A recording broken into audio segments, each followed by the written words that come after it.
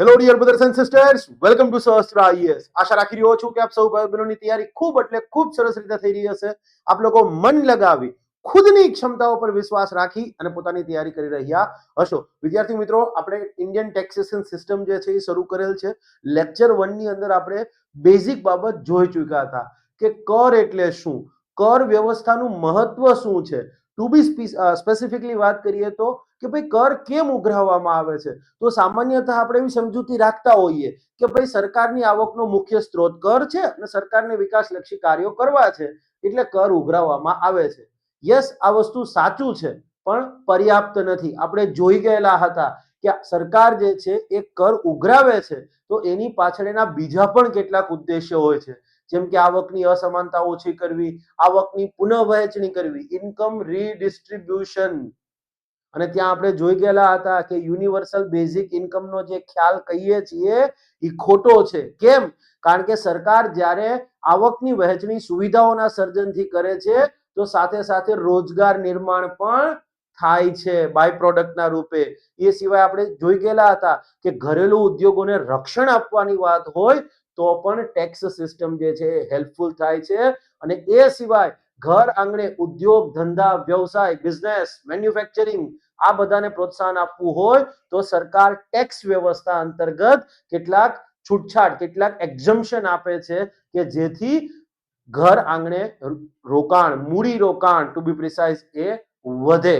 આપણે જોઈ ચૂક્યા હતા અને ઇવન આપણે પ્રેક્ટિકલ એક્ઝામ્પલ એ લીધું હતું કે ભાઈ 2019-20માં સરકારે ભારતને મેન્યુફેક્ચરિંગ ક્ષેત્રમાં મજબૂતી મળે એ માટે સીધી કોર્પોરેટ ટેક્સમાં છૂટછાટ આપી હતી. પીએલઆઈ સ્કીમ પણ એનું એક એક્ઝામ્પલ કહી શકાય. અને ગુજરાત સરકાર આપણે જે ઇલેક્ટ્રિસિટી ડ્યુટીમાં રાહત આપે છે ઉદ્યોગોને, યસ, એ પણ એનું એક એક્ઝામ્પલ કહી શકાય. આ બધા પ્રેક્ટિકલ એક્ઝામ્પલ તમને એમ થતું હશે કે સાહેબ બેઝિક્સમાંથી જ કેમ આપી દઉં, તો યાદ રાખજો તમારે જે મેઇન્સની પ્રિપરેશન કરવાની છે એ મેઇન્સની પ્રિપરેશનમાં જેટલું બેઝિક સ્ટ્રોંગ એટલી તમારી મેઇન્સની પ્રિપરેશન સારી. તમારામાંથી ઘણા બધા વિદ્યાર્થીઓનો પ્રશ્ન આવતો હોય છે કે સાહેબ અમને આવડે તો છે પણ શબ્દોની મર્યાદા જે છે એમાં નથી લખી શકાતું. 200 શબ્દ કીધા છે, 100 શબ્દ કીધા છે, અમે નથી લખી શકતા. રોમન સૈની સરે એક બહુ સરસ વાક્ય કીધું હતું. મેં એમના 8 થી 10 લેક્ચર જોયા હશે, એમાં બીજું કંઈ મને યાદ હોય કે ન હોય, એની 2 વાક્ય મને બહુ સરસ રીતે યાદ રહી ગયા છે. પહેલી વસ્તુ એમને જે કીધી હતી કે ભાઈ આપણો જે 9મો શેડ્યુલ છે, 9મી અનુસૂચિ છે, એ સંવિધાનમાં કયા દિવસથી દાખલ થઈને એ બધી વસ્તુ તો થઈ ગઈ, આપણને ખબર છે. પણ એ સિવાય આપણે કીધું હતું કે 9મી અનુસૂચિમાં જે કાયદાઓ મૂકવામાં આવ્યા છે તો એને જ્યુડિશિયલ રિવ્યુ ન થઈ શકે, પણ સુપ્રીમ કોર્ટે કેશવાનંદ ભારતીમાં કીધું હતું. તો કયા દિવસથી? સચિન તેંડુલકરના બર્થડેના દિવસથી. આ એમને કીધું હતું. મને આ એક વસ્તુ યાદ છે, જોઈ લેજો તારીખ કઈ છે, તમને ખ્યાલ આવી જ જશે. ઓકે. અને એ સિવાય બીજી એક વસ્તુ છે વેરી ઇમ્પોર્ટન્ટ, એમને કીધી હતી કે કોઈ પણ ટોપિક ઉપર જો તમારી સમજૂતી બ્રોડ હોય, વિસ્તૃત હોય અને ડીપ હોય, ખાલી વિસ્તૃત હોવું જરૂરી નહીં, ડીપમાં જેમ જેમ તમે કોઈ પણ વસ્તુને કોઈ પણ ટોપિકને વધારે સારી રીતે સમજતા જશો એમ એમ એ વસ્તુ એ જે તે બાબત છે એને સમજાવવા માટે તમારે ઓછા શબ્દોની જરૂરિયાત પડશે. યસ, તમે કોઈ પણ તમે જુઓ, તમે ખુદ ઓબ્ઝર્વ કરજો કે કોઈ પણ વિષયની અંદર તમને ઈચ્છા પડે એ વિષય લઈ લો, હિસ્ટ્રી લઈ લો, જીઓગ્રાફી લઈ લો, પોલિટી લઈ લો, ઇકોનોમી લઈ લો, કરંટનો ટોપિક લઈ લો, સોશિયોલોજી લઈ લો, વોટ એવર ટોપિક, તમે જે તે ટોપિક વિષય લઈ લો અને એમાંથી કોઈ પણ ટોપિક પસંદ કરો કે જે તમને સૌથી વધારે આવડે છે. અને એક એવો છે કે આવડે છે પણ એટલો બધો નથી આવડતો. તમે જોશો કે તમને જે સૌથી વધારે આવડે છે ને એમાં તમે બહુ ઓછા શબ્દમાં સામેવાળો વ્યક્તિ સમજી જાય, અભણ વ્યક્તિ સમજી જાય ને એ હદ સુધી તમે એક્સપ્લેનેશન આપી શકશો. કેમ? કારણ કે તમારી એમાં સમજૂતી ડીપ છે. ક્લિયર? ઓકે. હવે આપણે આ લેક્ચરની અંદર લેક્ચર 2 અને લેક્ચર 3 ની અંદર આપણે કરના વિવિધ પ્રકારો જે છે એના વિશે માહિતી મેળવવાની છે. તમે જોતા હશો કે ભાઈ ડાયરેક્ટ ટેક્સ, ઇનડાયરેક્ટ ટેક્સ, પ્રત્યક્ષ કર અને પરોક્ષ કર શું છે, પછી અધિક કર શું છે, ઉપકર શું છે, પ્રગતિશીલ વેરો, અવરોહી વેરો શું છે. તો આ બધી વસ્તુ જે છે યસ એ આપણે જોઈશું. એ સિવાય તમે ઘણી વખત શબ્દ સાંભળતા હશો એકમલક્ષી કર, સ્પેસિફિક ટેક્સ, મૂલ્યાનુસારી કર, એડ વેલોરમ ટેક્સ. તો આ બધાનો મીનિંગ શું છે તો આ આપણે લેક્ચર 2 અને લેક્ચર 3 ની અંદર જોવાના છીએ. લેક્ચર 2 ની અંદર આપણે પ્રત્યક્ષ કર અને પરોક્ષ કરનો ડિફરન્સ શું છે એને ઇન ડિટેલ સમજવાના છીએ, કારણ કે હવે જીપીએસસી માં બેઝિક્સ ના સવાલો પણ આવે છે અને એમાં કંઈક એવું ટ્વિસ્ટ કરીને મૂકી દઈએ, ક્લિયર છે, એડવાન્સ લેવલનો કોન્સેપ્ટ મૂકી દઈએ પણ સાવ બેઝિક્સમાં મૂકી દઈએ. ક્લિયર?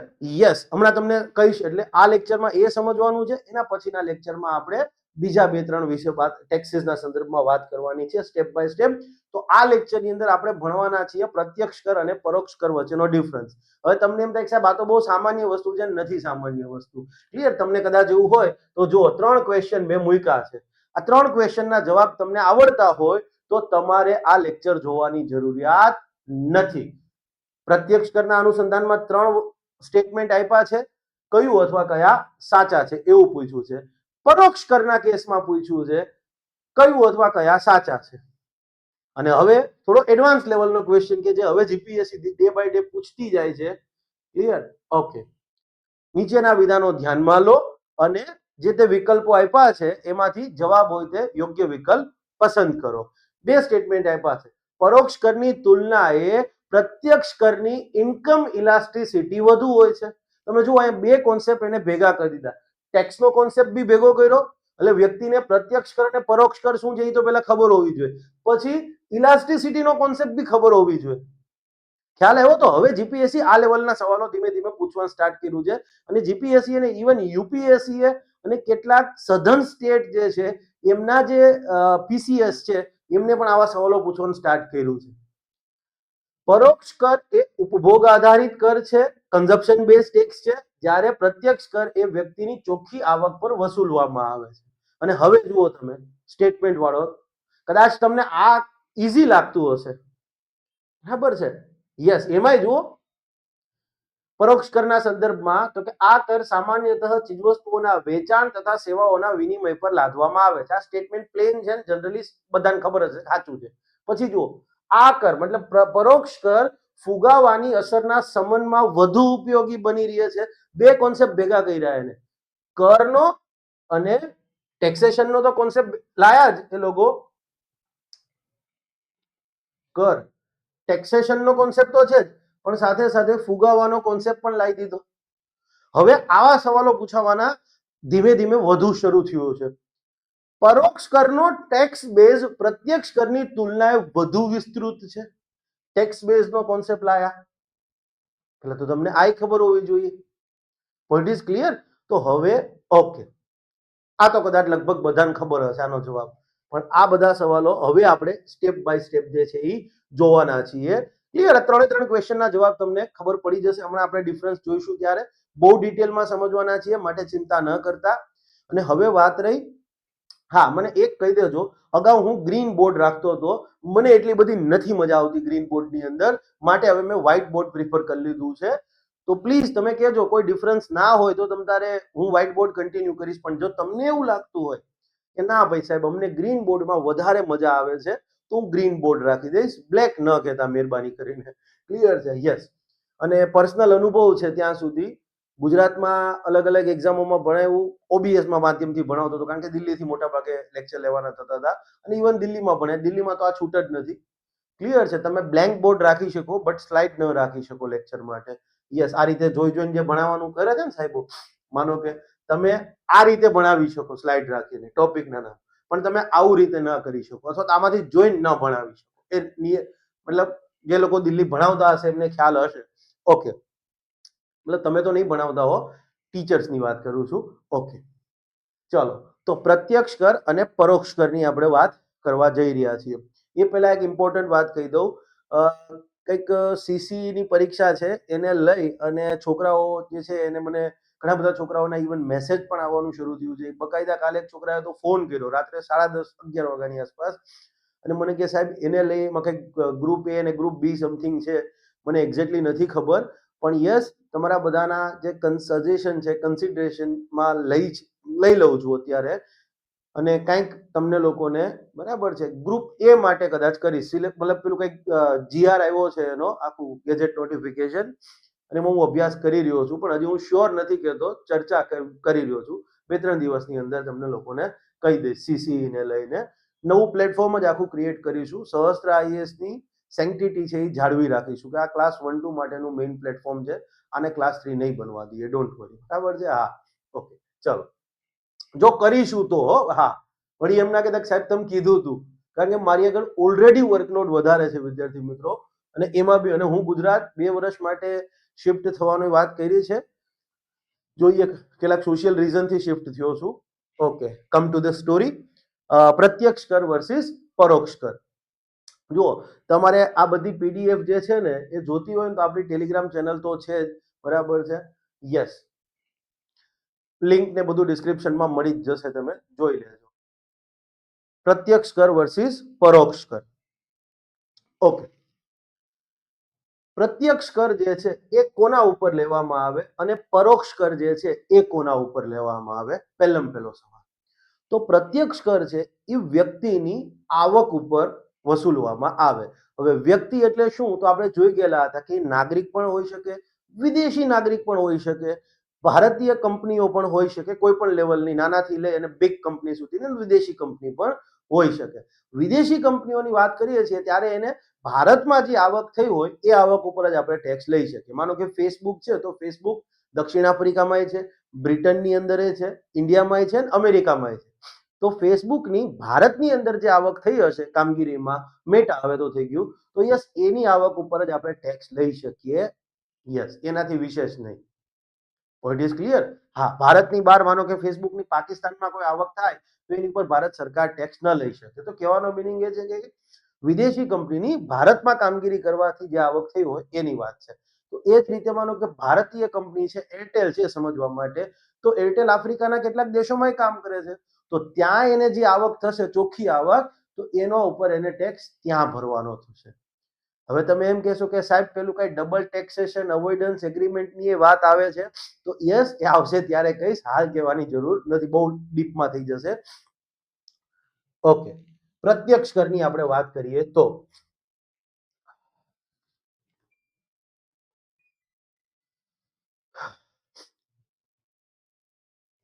પ્રત્યક્ષ કર. પ્રત્યક્ષ કરની જો વાત કરીએ તો પ્રત્યક્ષ કર છે એ વ્યક્તિની અલગ અલગ સ્ત્રોતમાંથી જે આવક થઈ છે એના ઉપર વસૂલવામાં આવે. ઉદાહરણ તરીકે મારા તમારા જેવો કોઈ નાગરિક છે, આપણે વ્યક્તિ તરીકે હોઈએ, તો આપણને અલગ અલગ સ્ત્રોતમાંથી જે આવક થતી હોય, ચોખ્ખી આવક, એની ઉપર વસૂલવામાં આવે. ખેતીની આવક પર ટેક્સ લેવામાં નથી આવતો, એ તમે બધા જાણો છો, કે આપણે એના વિશે ડિટેલમાં આવશું ત્યારે ચોથા લેક્ચરમાં તમને ખ્યાલ આવી જશે. ઓકે, તો વ્યક્તિ તરીકે મેં કીધું કે કંપની છે, તો કંપનીની આવક ઉપર પણ જે અલગ અલગ ઓપરેશન્સ કરતી હોય એમાંથી જે આવક થાય એની ઉપર ટેક્સ લેવામાં આવે. તો પ્રત્યક્ષ કર એટલે શું? તો સિમ્પલી વ્યક્તિની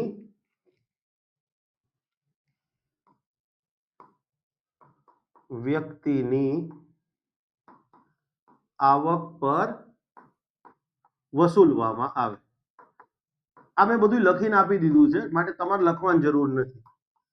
ઉદાહરણ તરીકે જોઈએ આપણે કે ફોર એક્ઝામ્પલ, વ્યક્તિગત આવક વેરો, પર્સનલ ઇન્કમ ટેક્સ. વ્યક્તિગત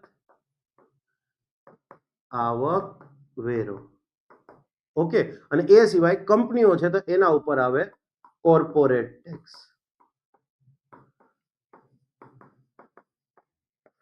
ઓકે, યસ. માનો કે સહસ્ત્ર આઈએએસ છે, તો એ માનો કે કોઈ ટેક્સ ચૂકવશે, તો યસ, એ કોર્પોરેટ ટેક્સની શ્રેણીમાં જાય. અર્પણ પટેલ એઝ અ સહસ્ત્ર આઈએએસ માંથી પગાર લેતો હોય, તો યસ, એની ઉપર જે ટેક્સ આવે એ વ્યક્તિગત આવક વેરો થાય. Point is clear?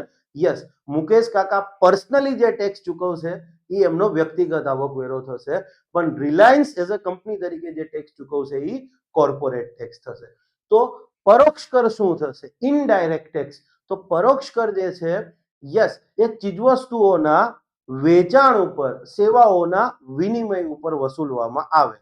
યસ, આ સિવાય ચીજવસ્તુઓના ઉત્પાદન ઉપર પણ વસૂલવામાં આવે છે. જીએસટી, આ તો જીએસટી આવ્યું એટલે આપણે કહીએ છીએ ચીજવસ્તુઓના વેચાણ, સેવાઓના વિનિમય પર વસૂલવામાં આવે. પણ જીએસટી પહેલાની વાત કરીએ તો યસ, ચીજવસ્તુના ઉત્પાદન ઉપર લેવામાં આવતું હતું. આજના દિવસે માનો કે પેટ્રોલ ડીઝલ છે તો આપણને ખબર છે કે એ વસ્તુ જીએસટી ના દાયરામાં નથી. તો ક્રૂડ ઓઇલમાંથી જ્યારે પેટ્રોલનું ઉત્પાદન થાય છે, ડીઝલનું ઉત્પાદન થાય છે, તો એની ઉપર સેન્ટ્રલ એક્સાઇઝ ડ્યુટી, કેન્દ્રીય ઉત્પાદન વેરો થાય છે. અને આગળ રાજ્યમાં વેચાય ત્યારે રાજ્ય સરકારનો વેચાણ વેરો, સ્ટેટ સેલ ટેક્સ કે જેને વેટ કહીએ છીએ, એ લેવામાં આવે છે. Point is clear.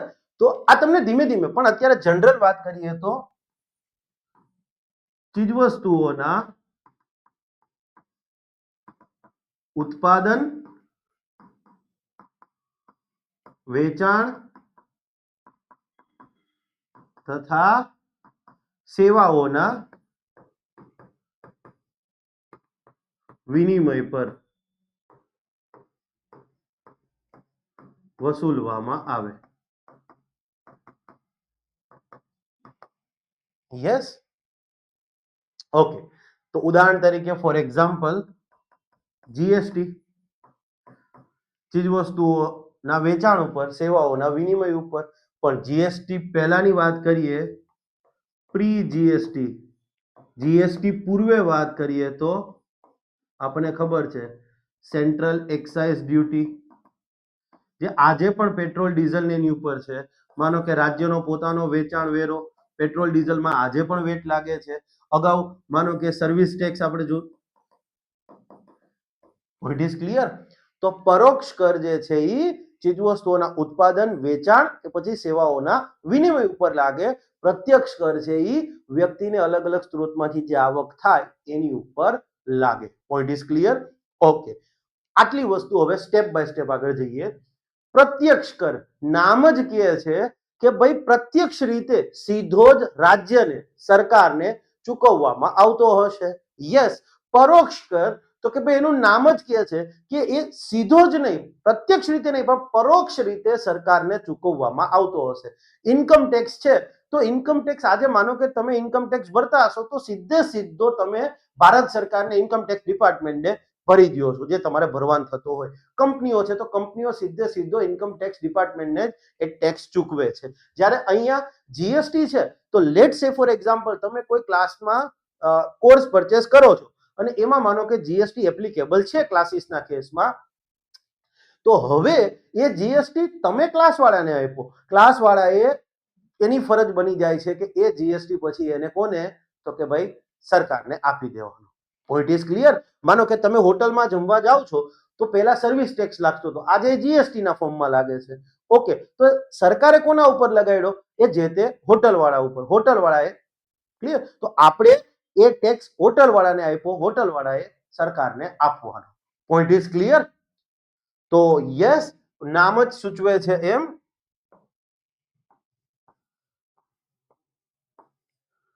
સીધો જ રાજ્યને ચૂકવવામાં આવે છે. અહીંયા શું કીધું? કોઈ મધ્યસ્થીના માધ્યમથી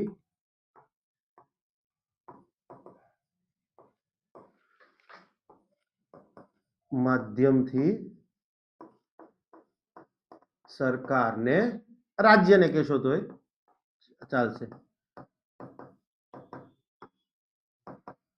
આવે છે. અહીંયા કદાચ રાજ્યને બદલે સરકાર કહેશો તો પણ ખોટું નથી. અલગ અલગ શબ્દો છે. એક્ઝામમાં માનો કે આપણે હંમેશા કહીએ છીએ કે રાજકોષીય નીતિ એટલે શું? તો કે રાજ્યની આવક, રાજ્યનો મતલબ જાહેર આવક, જાહેર ખર્ચ અને જાહેર ઋણના વ્યવસ્થાપનની નીતિ. એ લોકોએ એક્ઝામમાં સરકાર લખીને, તો કઈ વાંધો નથી. રાજ્ય વધુ શબ્દ સારો છે. બરાબર છે? Yes, okay. હવે અહીંયા મેં તમને એક વસ્તુ કીધી કે સરકારે ટેક્સ કોની ઉપર લગાડ્યો? માનો કે હોટલવાળા છે એમની ઉપર અગાઉ સર્વિસ ટેક્સની વાત કરીએ તો કેન્દ્ર સરકારે અથવા વર્તમાનમાં કહીએ તો જીએસટી, કે ભાઈ તમારે અહીંયા તમે ભોજનની, કેટરિંગની ફેસિલિટી આપો છો, હોટલની ફેસિલિટી આપો છો, તો તમારે આટલો સર્વિસ ટેક્સ ચૂકવવાનો અથવા આટલો જીએસટી ચૂકવવાનો. હવે એને શું કર્યું? તો કે સિમ્પલી એ ટેક્સ જે છે એને ત્યાં જે લોકો જમવા આવ્યા એની ઉપર નાખી દીધો. Point is clear. ઓકે. અથવા તો મોબાઈલની વાત કરીએ તો મોબાઈલ છે તો આ મોબાઈલ માનો કે જે તે બન્યો હશે, બરાબર. મોબાઈલ ઉપર જીએસટી લાગે છે, આપણને ખબર છે. તો હવે એક વસ્તુ વિચાર કરો, એ મોબાઈલ બન્યો હશે ત્યારે નક્કી હશે કે આ મોબાઈલ અહીંયાથી અહીંયા જશે પછી અર્પણ પટેલ જ એને ખરીદશે? ના, નક્કી નથી હોતું. માનો કે હોટલ વાળા ઉપર સર્વિસ ટેક્સ લગાડતા હતી સરકાર, અથવા તો હોટલ વાળા ઉપર માનો કે અત્યારે જીએસટી લગાડે છે, તો નક્કી છે કે હોટલમાં અર્પણભાઈ જમવા જશે, રાજભાઈ જમવા જશે, દર્શનભાઈ જમવા જશે? કોણ જમવા જશે એ નક્કી છે? ના, નક્કી નથી. તો જ્યારે તમે પરોક્ષ કરની વાત કરો છો ત્યારે એમાં કરદાતા છે એ અજ્ઞાત હોય છે. અવ્યાખ્યાયિત નથી કીધું, અજ્ઞાત. વ્યાખ્યાયિત તો છે જ કે ભાઈ હા, જે કોઈ પણ વ્યક્તિ જમવા આવશે એ તમારો જીએસટી ચૂકવશે. તો ભૂતકાળની વાત કરીએ તો સર્વિસ ટેક્સ ચૂકવશે. Point is clear? યસ. તો પરોક્ષ કરની વાત કરીએ ત્યારે કરદાતા છે એ અજ્ઞાત હોય છે, અનઆઇડેન્ટિફાઈડ, નક્કી નથી. યસ. જ્યારે પ્રત્યક્ષ કરની તમે વાત કરો છો તો અહીંયા કરદાતા જ્ઞાત હોય છે. નક્કી છે કે આ ટેક્સ અર્પણ પટેલે જ ચૂકવવાનો છે, નક્કી છે કે આ ટેક્સ મુકેશભાઈએ ચૂકવવાનો છે, નક્કી છે કે આ ટેક્સ છે એ રાજભાઈએ ચૂકવવાનો છે. Point is clear? યસ. અહીંયા બધાનું તમે સમજો, પાન કાર્ડ આપણું બધાનું ફિક્સ છે ને? યસ. કે ભાઈ હા, જેને સરકારને ખબર હશે કે આટલી આટલી આવક થઈ છે, આટલો ટેક્સ ચૂકવવાનો. તો પ્રત્યક્ષ કરની જ્યારે આપણે વાત કરીએ છીએ ત્યારે અહીંયા જે કરદાતા છે એ જ્ઞાત હોય છે. સોરી, ગ્રીન નહીં દેખાય સારો.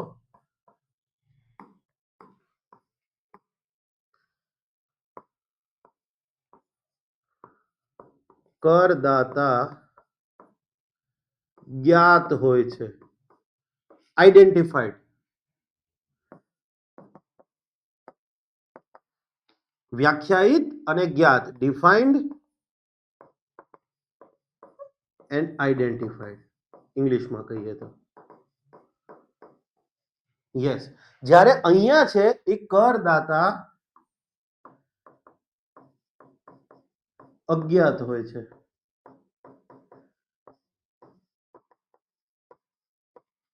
Point is clear? લેટ્સ સે ઇવન ક્લાસીસના એક્ઝામ્પલ પરથી લઈ લો કે લેટ્સ સે ફોર એક્ઝામ્પલ તમે કોઈ પણ જગ્યાએ ક્લાસીસનો કોર્સ પરચેસ કરો છો, તો સરકારે તો એક કોચિંગ ઇન્સ્ટિટ્યૂટ પર લગાવી દીધો જીએસટી કે ભાઈ તમારે કોચિંગની સેવા આપો છો, યસ, 18% જીએસટી ભરવો પડશે. પણ ત્યારે નક્કી હતું કે આ કોર્સ છે એ રાજુભાઈ ખરીદશે, જયભાઈ ખરીદશે, કે રોનકભાઈ ખરીદશે, કે વૈનિકભાઈ ખરીદશે, વોટેવર? ના, જે કોઈ પણ ખરીદવા આવશે, યસ. તો અહીંયા કરદાતા નક્કી હતું, વ્યાખ્યાયિત છે, ડિફાઇન્ડ છે. ડિફાઇન્ડ, યસ, વ્યાખ્યાયિત છે, બટ અનઆઇડેન્ટિફાઈડ.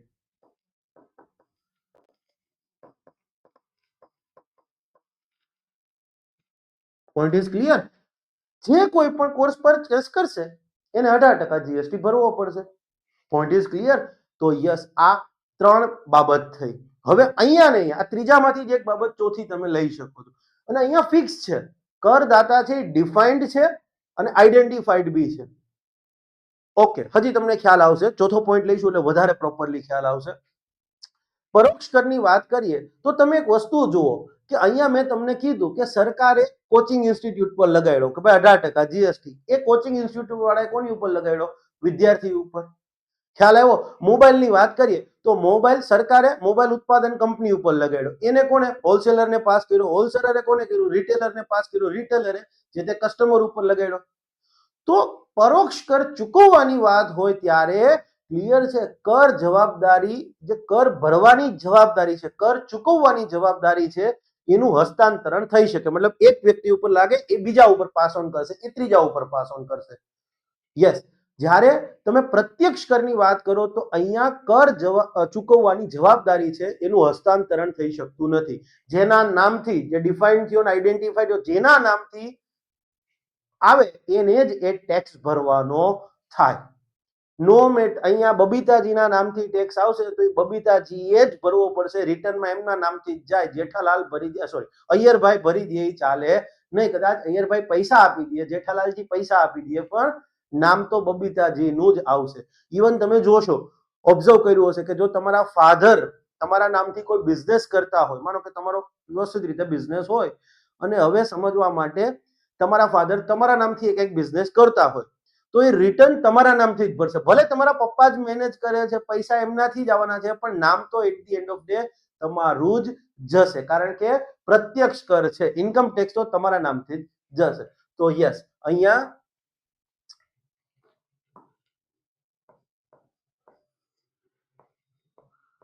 કર ચૂકવવાની જવાબદારીનું હસ્તાંતરણ, ટ્રાન્સફર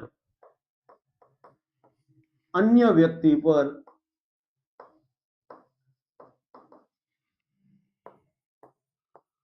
કરી શકાતું નથી. યસ, જ્યારે અહીંયા તો કે થઈ શકે છે. ચૂકવવાની જવાબદારીનું હસ્તાંતરણ અન્ય વ્યક્તિ પર થઈ શકે છે. હસ્તાંતરણ એટલે મેં કીધું ટ્રાન્સફર.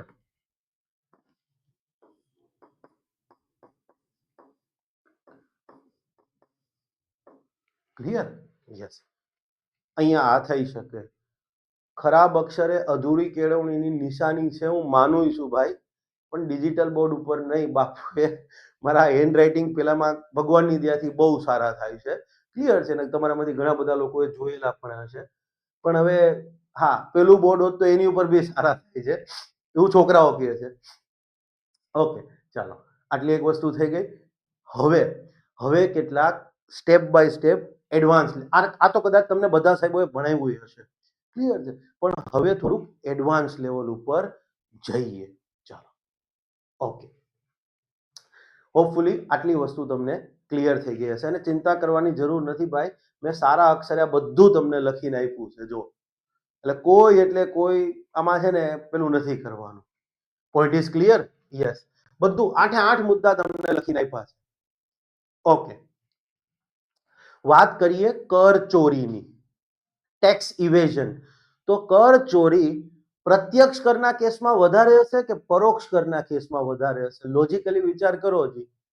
તો આપણે બધાને ખબર છે, માનો કે લેટ્સ સે ફોર એક્ઝામ્પલ કોઈ ક્લાસીસ છે, મારું પોતાનું જ, હું હજી જીએસટી ના દાયરામાં નથી આવતો અહીંયા ગુજરાત લેવલ ઉપર, માટે હું નથી કહી શકતો. માટે આપણી કોર્સની અંદર રેસિપ્ટમાં તમને જીએસટી ક્યાંય નહીં આવે, જોજો. ઓકે, પણ માનો કે કોઈ ક્લાસીસ છે, તો એની ઉપર સરકારે જીએસટી લગાડ્યો છે, તો એ સ્ટુડન્ટ ઉપર પાસ ઓન કરી દેશે. એને પોતાને તો ભરવાનું નથી. હોટલ વાળા છે એ આપણા બદલે જીએસટી ભરી દે છે? ના, એ તો આપણી ઉપર બિલમાં લખાઈને જ દઈ દે છે.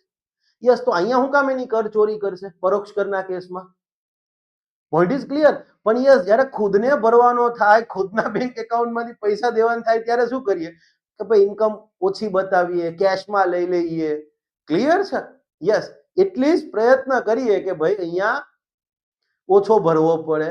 તો યસ, કર ચોરીનું પ્રમાણ પ્રત્યક્ષ કરના કેસમાં, ટેક્સ ઇવેઝન અને ઇનફેક્ટ ટેક્સ અવોઇડન્સ, બેનો ડિફરન્સ અલગ અલગ છે. ટેક્સ ઇવેઝન એટલે ચોરી જ કરવી, કે ભાઈ થાય છે પણ નથી ભરવો.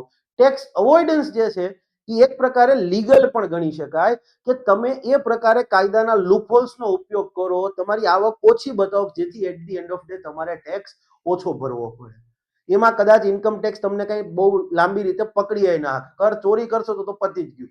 તો ટેક્સ ઇવેઝન અને ઇનફેક્ટ ટેક્સ અવોઇડન્સ, ક્લિયર છે, એ બે અહીંયા વધારે હશે, અહીંયા એનું પ્રમાણ તુલનામાં ઓછું હશે. ટેક્સ ઇવેઝન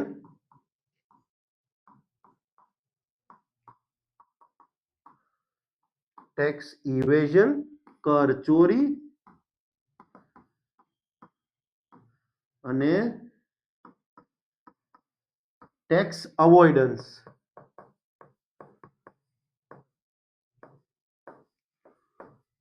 પ્રમાણ વધારે હશે, જ્યારે અહીંયા પ્રત્યક્ષ કરની તુલનાએ ઓછું હશે.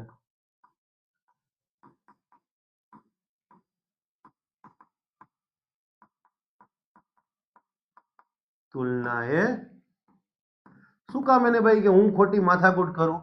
તોય જીએસટી ચોરી થાય જ છે, અને એડો પડે જ છે, આપને ખબર જ છે. પ્રત્યક્ષ કરની તુલનાએ પરોક્ષ કરના કિસ્સામાં ટેક્સ અવોઇડન્સ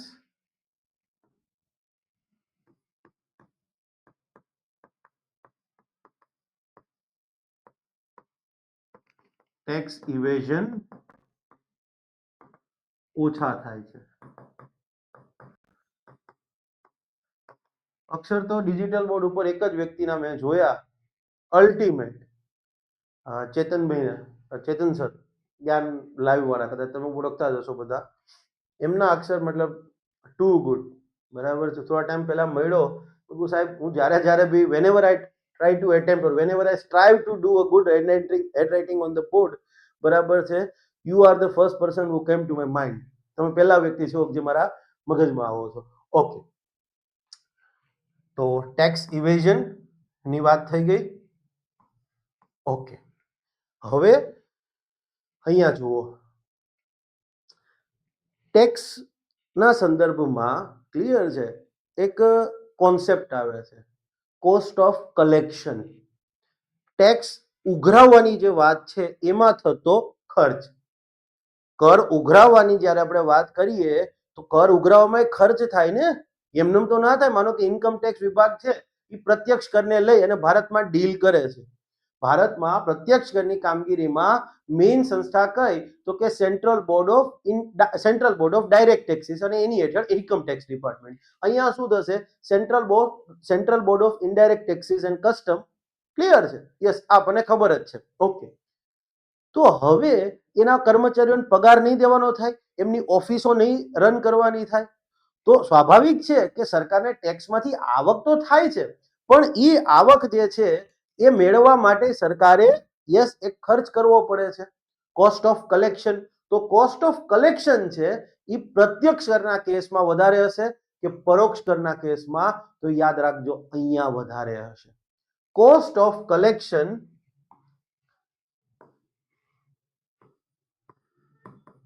પરોક્ષ કરની તુલનાએ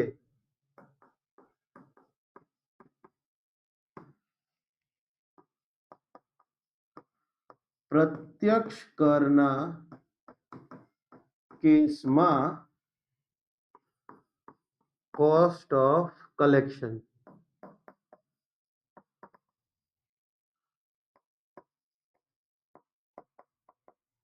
ઉઘરાણીનો ખર્ચ અથવા વસૂલાતનો ખર્ચ, ઉઘરાણીને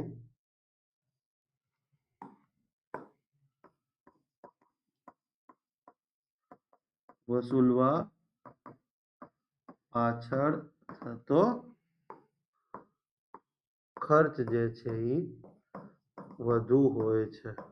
જસ્ટ અ મિનિટ, કોઈનો ફોન આવી રહ્યો છે ને ડિલિવરી વાળા ભાઈ લાગે છે. 1 મિનિટ માટે હું, તમે આ જુઓ, આ સ્લાઇડ કદાચ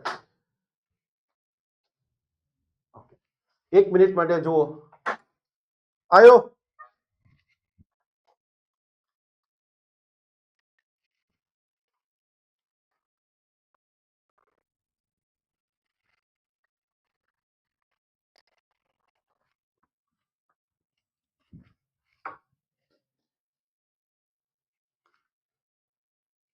ઓકે,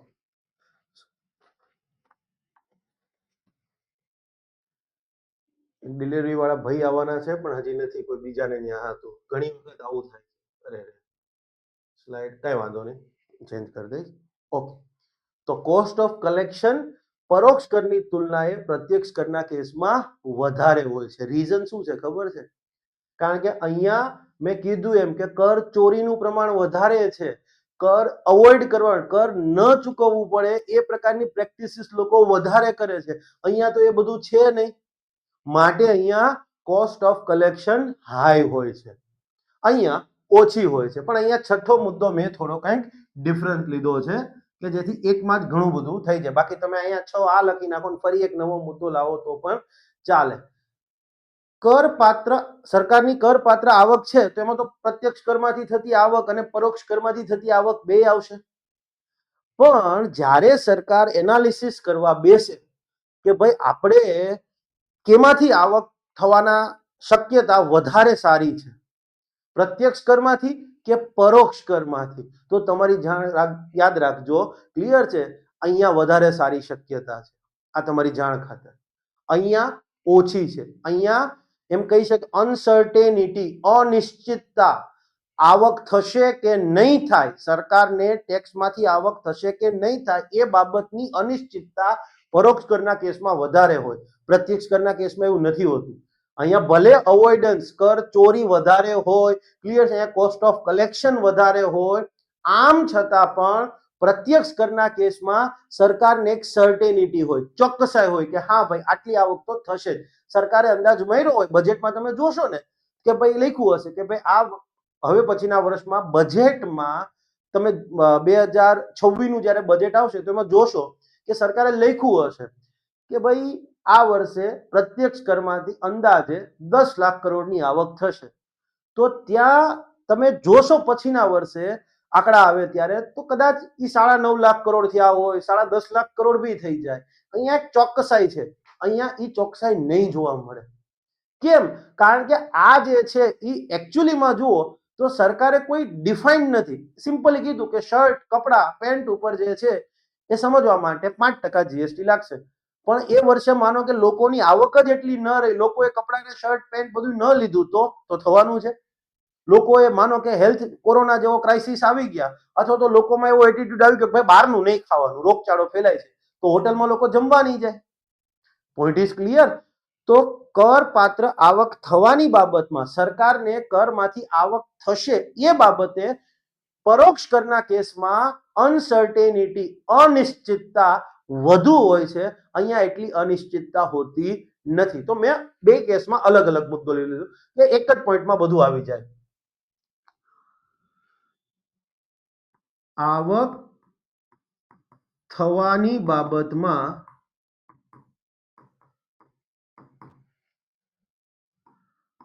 પ્રત્યક્ષ કરની તુલનાએ પરોક્ષ કરના કેસમાં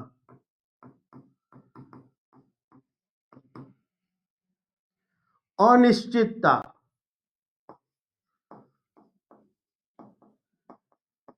અનસર્ટેનિટી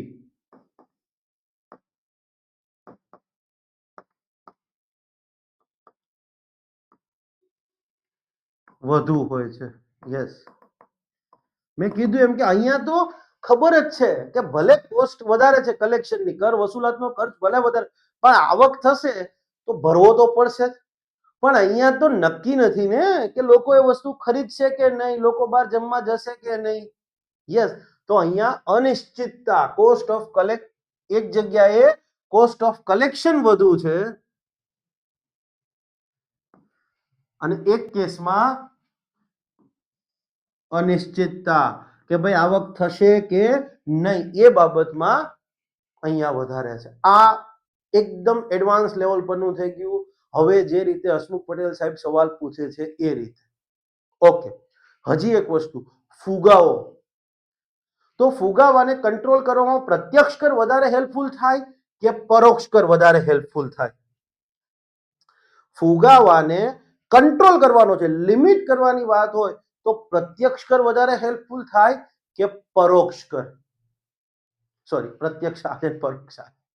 ઓકે, તો યાદ રાખજો, પ્રત્યક્ષ કર વધુ હેલ્પફુલ થશે. પરોક્ષ કર તો ફુગાવાની ઇફેક્ટ હશે ને એને વધુ પ્રબળ બનાવશે. સમજવા માટે, કોઈ વસ્તુ 100 રૂપિયાની આવે છે, હવે એની ઉપર માનો કે 5% જીએસટી લાગે તો 105 રૂપિયાની થઈ. પણ હવે માનો કે જે ઉત્પાદન કરે છે એને કિંમત વધારવી પડી, એના કર્મચારીઓ એમ કહે કે ભાઈ સાહેબ હવે અમારો પગાર વધારો, તો એને તો કોસ્ટ એડ થવાની, એને ઇલેક્ટ્રિસિટી મોંઘી થાય, રો મટીરિયલ મોંઘું થાય. તો જે વસ્તુ 100 રૂપિયાની હતી એ હવે માનો કે 110 ની થઈ ગઈ અને હવે 5% જીએસટી લાગે, બરાબર છે, સિમ્પલી તો 115 પોઈન્ટ સમથિંગ વેલ્યુ થઈ ગઈ. તો એક વસ્તુ વિચાર કરો કે આ પરોક્ષ કર જે છે એ ફુગાવાની અસરને વધુ પ્રબળ બનાવશે, જ્યારે પ્રત્યક્ષ કર જે છે એ ફુગાવાના શમનમાં, ફુગાવો જે છે એને તમે એક લિમિટ ઉપર કંટ્રોલ કરી શકો છો, જ્યારે અહીંયા તો બે ધનાધન. આ થોડું તમારા માટે એડવાન્સ લેવલ પર છે, પણ જેમ જેમ આપણે આગળ જઈશું એમ એમ તમે એને વધુ કોરિલેટ કરી શકશો.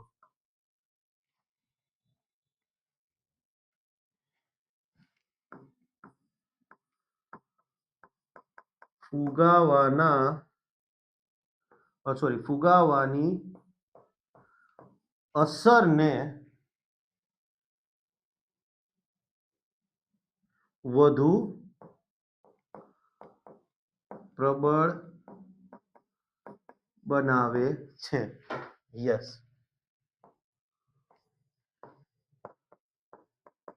ફુગાવાના અસરને મર્યાદામાં રાખવામાં સહાયક બને છે. અને આ તો ફુગાવાની અસરને હજી વધુ કહેશે કે હા ભાઈ દે જ દે. Point is clear? યસ. ચાલો, એક પોઈન્ટ રહી જાય છે. શું છે? ઓકે, થઈ ગયો છે. ઓકે, ચાલો.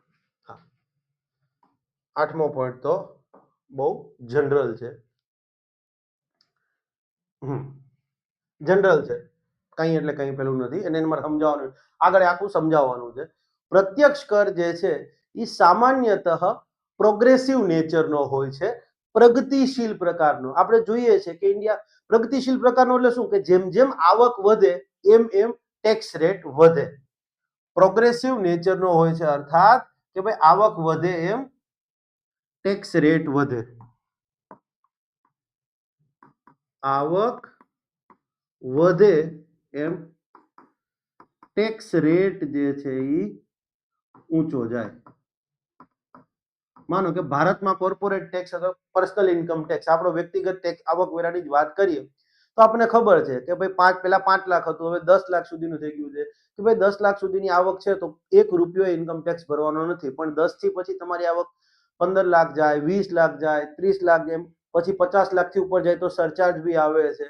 તો આવક વધે છે એમ ઇન્કમ ટેક્સનો જે રેટ જે છે એ પણ વધતો જાય છે. તમને લેક્ચર 4 માં ખ્યાલ આવી જશે, ચિંતા ન કરતા.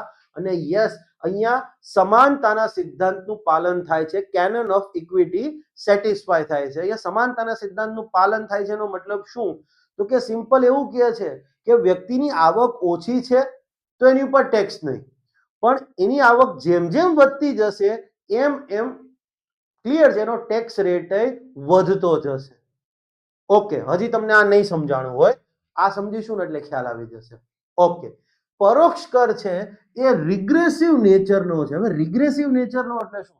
લેટ્સ સે ફોર એક્ઝામ્પલ, ઉદાહરણ તરીકે મોબાઈલ લેવા જઈએ, અથવા તો લેટ્સ સે ફોર એક્ઝામ્પલ ટ્યુબલાઇટ અથવા પંખો. પંખો સિમ્પલ, પંખો દરેક વ્યક્તિની જરૂરિયાત હોય.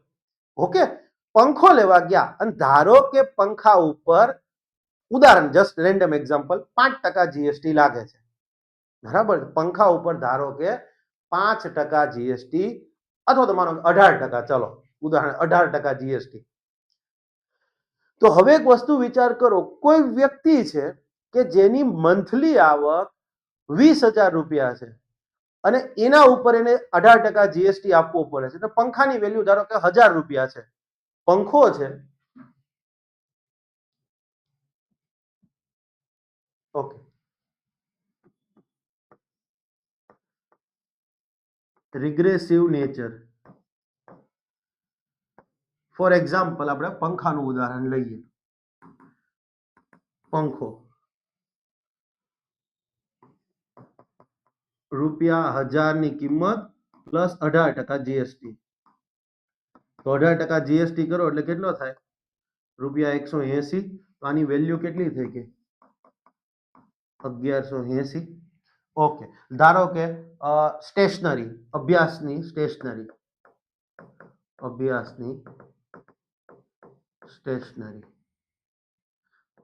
માનો કે એની ઉપર આપણે ખબર છે ઘણા ખરા કેસમાં જીએસટી 18% છે. આ છે એવો ના હોવું જોઈએ. માનો કે વ્યક્તિ જે છે એ સમજવા માટે ₹100 વસ્તુ લે છે તો 18% જીએસટી, ₹18, તે વસ્તુ કેટલાની થઈ ગઈ?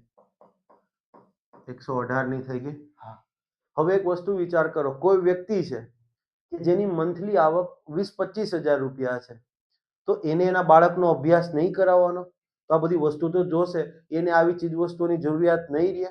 માનો કે કપડાં છે તો કપડા ઉપર ધારો કે 5% જીએસટી છે, તો 25,000 રૂપિયા વાળી આવક, પ્રતિ મહિનાની આવક છે એવો વ્યક્તિ છે, એની આવક ઉપર આની એક અસર આવશે. પણ જેની આવક માનો કે મંથલી 5 લાખ રૂપિયા છે તો એને આ કોઈ અસર નહીં કરે. ક્લિયર? આ તમારું આપણે એજ્યુકેશનનું જ વાત કરી લઈએ. લો ને, કોચિંગ બેસ્ટ એક્ઝામ્પલ, જીએસટી 18%. હવે માનો કે કોર્સની ફી પ્લસ જીએસટી, કોર્સની ફી ધારો કે ₹2000 છે અને જીએસટી 18% છે, તો કેટલો થયો? 18% લેખે 360 રૂપિયા થયો, તો ₹2360. હવે જેના મમ્મી પપ્પા સામાન્ય પરિવારમાંથી જે વ્યક્તિ આવે છે, સામાન્ય ખેતી કરે છે, સામાન્ય નોકરી કરે છે, હીરા ઘસુ છે, બરાબર છે, તો અહીંયા એના છોકરા જ આવે. અહીંયા કઈ ગૌતમ કાકાના, મુકેશ કાકાના છોકરા જીપીએસસી દેવા ન આવે ભાઈ. એને કેટલી અસર કરશે? પણ માનો કે જેના પપ્પા ઓલરેડી સરકારમાં અધિકારી છે, મામલતદાર છે, નાયબ મામલતદાર છે, ક્લિયર છે, પીઆઈ છે, ડીવાયએસપી છે, એને આ કોઈ અસર કરશે? પગારમાંથી જ ગણીએ તો પણ આ કઈ અસર નહીં કરે. Point is clear? તો રિગ્રેસિવ નેચરનો મિનિંગ શું થશે? નીચી આવક વાળા સમુદાય ઉપર એ આર્થિક ભારણ છે. આ સેમ એક્ઝામ્પલ મેં તમે 3 કેસમાં જોઈ લો. કોઈ વ્યક્તિ છે જેની આવક 25,000 રૂપિયા પર મંથ છે, કોઈ વ્યક્તિની આવક લાખ રૂપિયા પર મંથ છે, કોઈ વ્યક્તિની આવક 5 લાખ પર મંથ છે અને કોઈની 5 કરોડ પર મંથ છે. તો 5 લાખ વાળાને 5 કરોડ વાળાને આ કઈ અસર નહીં કરે. Point is clear? અને હું આ ફિલ્ડનું તો એક્ઝામ અહીંયા છું માટે એનું એક્ઝામ્પલ આપી શકું છું. છોકરાઓ કહે છે, ક્લિયર? આ તો તમે અને જુઓ, આ લીગલ છે. ક્લાસીસ વાળા છોકરા ઉપર પાસેથી આ વસૂલ કરે તો એમાં કોઈ ખોટું નથી, કારણ સરકાર આને ધંધો માને છે. ઘણા છોકરાઓ કમેન્ટો કરતા હોય છે કે સાહેબ તમે શિક્ષણને ધંધો બનાવી દીધો. અરે હું નહીં ભાઈ, સરકાર માને છે. સરકાર પોતે 18% લે છે જીએસટી. તો અહીંયા થાય ને. હું તો હજી જીએસટી ના દાયરામાં અહીંયા સહસ્ત્રાયસ ગુજરાત લેવલ ઉપર નથી આવતો, માટે મને એટલો મારા સ્ટુડન્ટને ફરક નહીં પડતો. પણ જેથી આવ્યો ત્યારે મારે 18% ચાર્જ કરવો પડશે. સરકાર મારી ઉપર લે છે. યસ. તો કહેવાનો મીનિંગ આ છે કે રિગ્રેસિવ નેચર અર્થાત પરોક્ષ કર જે છે એ નીચી આવક વાળા સમુદાય ઉપર, નીચી આવક વાળા વર્ગ પર આર્થિક ભારણ છે. બોજો જ છે ને આને. તો મેં કીધું એમ કે કોઈ વ્યક્તિની મંથલી આવક 20,000 છે અને હવે માનો કે એના છોકરાએ સમજવા માટે કોર્સ લીધો, 10,000 રૂપિયાનો કોર્સ હતો, 18% ગણી લો, 1180 રૂપિયા થયા. સોરી, 1800 રૂપિયા એક્સ્ટ્રા થઈ ગયા. કોઈ છોકરો છે મંથલી આવક 20,000 રૂપિયા છે ફેમિલીની, અને હવે એને 10,000 રૂપિયાનો કોર્સ લેવો પડશે, 18% જીએસટી, તો 10,000 પ્લસ 18% એટલે 1800. તો એ વ્યક્તિના તો 20,000 માંથી એપ્રોક્સિમેટ 2,000 નીકળી ગયા ને.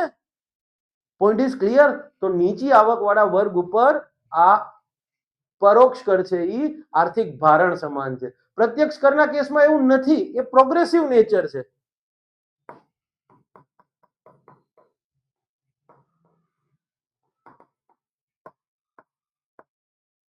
અહીંયા તો કેવું છે, આવક વધશે એમ ટેક્સ રેટ પણ વધશે.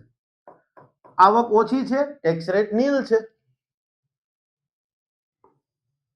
એક લિમિટ સુધી ટેક્સ રેટ નીલ, ટેક્સ ભરવાનો જ નથી થતો.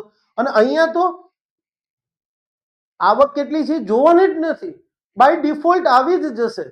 મેં કીધું એમ પંખાની જરૂરિયાત તો દરેક વ્યક્તિને હશે. પેટ્રોલ ડીઝલની વાત કરો તો પેટ્રોલ ડીઝલ ઉપર સામાન્ય વ્યક્તિની વાત છે ને, કે પેટ્રોલ ડીઝલ કદાચ સામાન્ય વ્યક્તિને જોશે, મુકેશ કાકાને જોશે, ગૌતમ કાકાને જોઈશે, પણ એમને કોઈ અસર નહીં થાય, પણ મને તમને અસર થશે. રિગ્રેસિવ નેચર. Point is clear. અને અહીંયા આવું કરીએ ના શકે. એવું કરી શકે કે ભાઈ ગૌતમ કાકા કોઈ પેટ્રોલ પંપ પર જાય કે ભાઈ મતલબ જતા નહીં હોય, એમના ડ્રાઈવરો જ જતા હશે કે ભાઈ એમની ગાડી છે, ઓકે ચાલો ભાઈ 1000 રૂપિયા પેટ્રોલ આપવાનું એમને લીટર. મુકેશ કાકા જાય છે, ઓકે એમને તો 1500 રૂપિયા આપવાનું. હું આવું કહેતો બસ મજાક માટે કહી રહ્યો છું, બરાબર છે. Otherwise I do have the tremendous respect for both the personalities. બરાબર છે. રિયલી જેન્યુઇનલી આપણને એવું લાગે પણ ઇકોનોમીમાં બહુ રોલ પ્લે કરતા હોય, બહુ એટલે બહુ મોટો રોલ પ્લે કરે. ખાલી 3 દિવસ સુધી એમ કહી દો કે ગૌતમ કાકા એમ કહી દે કે ભાઈ હું 3 અને મુકેશ કાકા કહી દે કે ભાઈ હું 3 દિવસ સુધી ઉઠીશ નહીં, મારી કંપની 3 દિવસ સુધી બંધ છે, સેન્સેક્સમાં ધડાકો દઈને નીચે આવે. હા, એટલે પોલિટિકલ રીતે એમના ઉપર આરોપ મૂકવા બહુ એટલે બહુ હેલી વસ્તુ છે. પણ યસ, અને મહેનત કરે આપણે. અને આપણી સોસાયટીનો એક નિયમ રહ્યો છે કે હંમેશા કોઈ વ્યક્તિ પૈસાદાર છે ને તો આપણે એવું માનીએ છીએ કે આને ખોટું કરીને જ પૈસા લીધા હશે, બનેવા હશે. જરૂરી નથી હોતું. Clear? Okay. I am not defending both the personality, but જે વાસ્તવિકતા છે એ છે. ઓકે, તો આ વાત થઈ પ્રત્યક્ષ કર અને પરોક્ષ કરની. હું સ્લાઇડ નંબર ચેન્જ કરી દઈશ, બરાબર. આ 8મા નંબરનો પોઈન્ટ છે.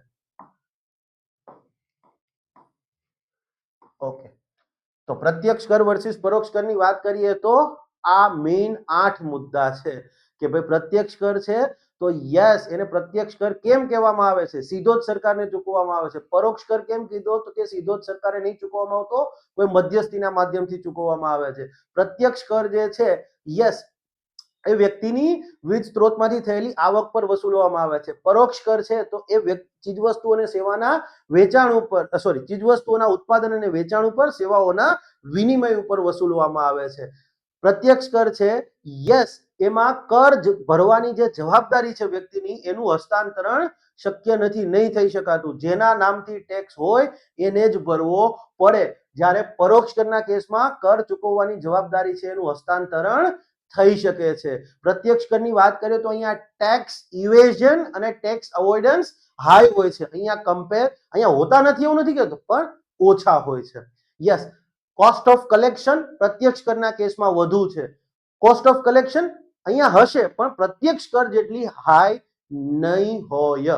સરકારને તો પ્રત્યક્ષ કરમાંથી આવક થાય છે અને પરોક્ષ કરમાંથી આવક થાય છે, પણ સરકાર કઈ બાબતે અનિશ્ચિત હોય કે ભાઈ આમાંથી તો આવક થવાની જ છે, પ્રત્યક્ષ કરની આવકમાંથી. પરોક્ષ કરના કેસમાં ક્લિયર છે, એક અનસર્ટેનિટી, એક અનિશ્ચિતતા ત્યાં જોવા મળે છે.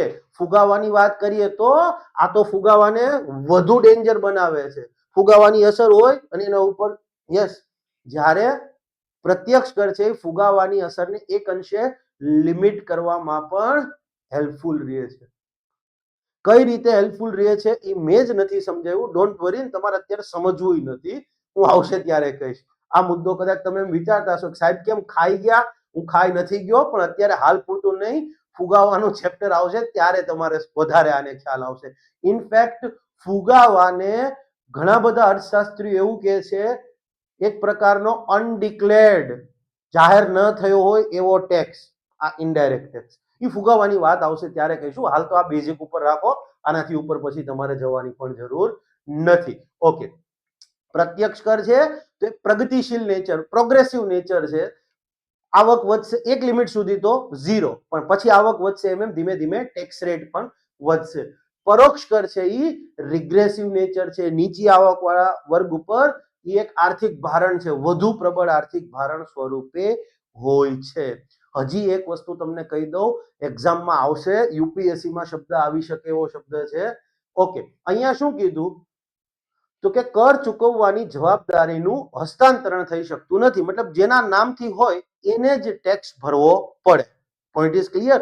તો એને એવું કહી શકાય કે ટેક્સ ઇન્સિડન્સ અને ટેક્સ લાયબિલિટી સેમ પર્સન ઉપર આવે. પ્રત્યક્ષ કરના કેસમાં, યસ, ટેક્સ ઇન્સિડન્સ એટલે જેના ઉપર ટેક્સ લાગે એ વ્યક્તિ. Tax incidence and tax liability, આ બે એક જ પર્સન પર આવે, સેમ પર્સન.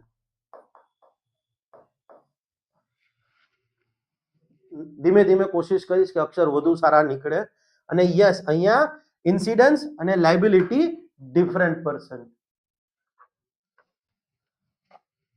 પોઈન્ટ ને અહીંયા લખું છું ભાઈ. Tax incidence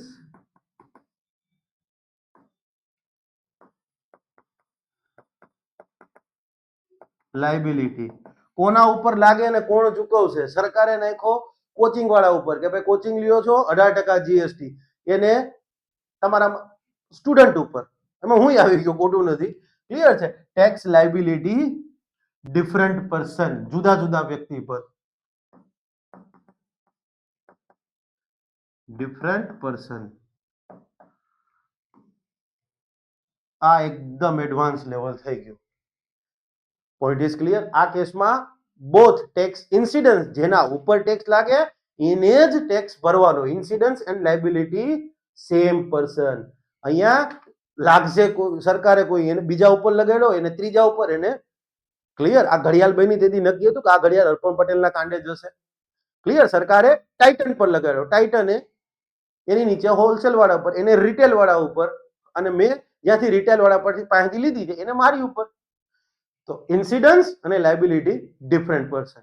point is clear. Okay, હવે બે વસ્તુ ખાલી આપણે સમજવાની છે. સોરી, અહીંયા કરવાનું. હા, બેન, બે મેં પ્રોપર રીતે તમને આપ્યા છે. ટેક્સ બેઝની વાત કરીએ તો ટેક્સ બેઝ કોનો વિચાર છે? પ્રત્યક્ષ કરનો કે પરોક્ષ કરનો? તો ટેક્સ બેઝ એટલે શું? ટેક્સ બેઝ એટલે શું?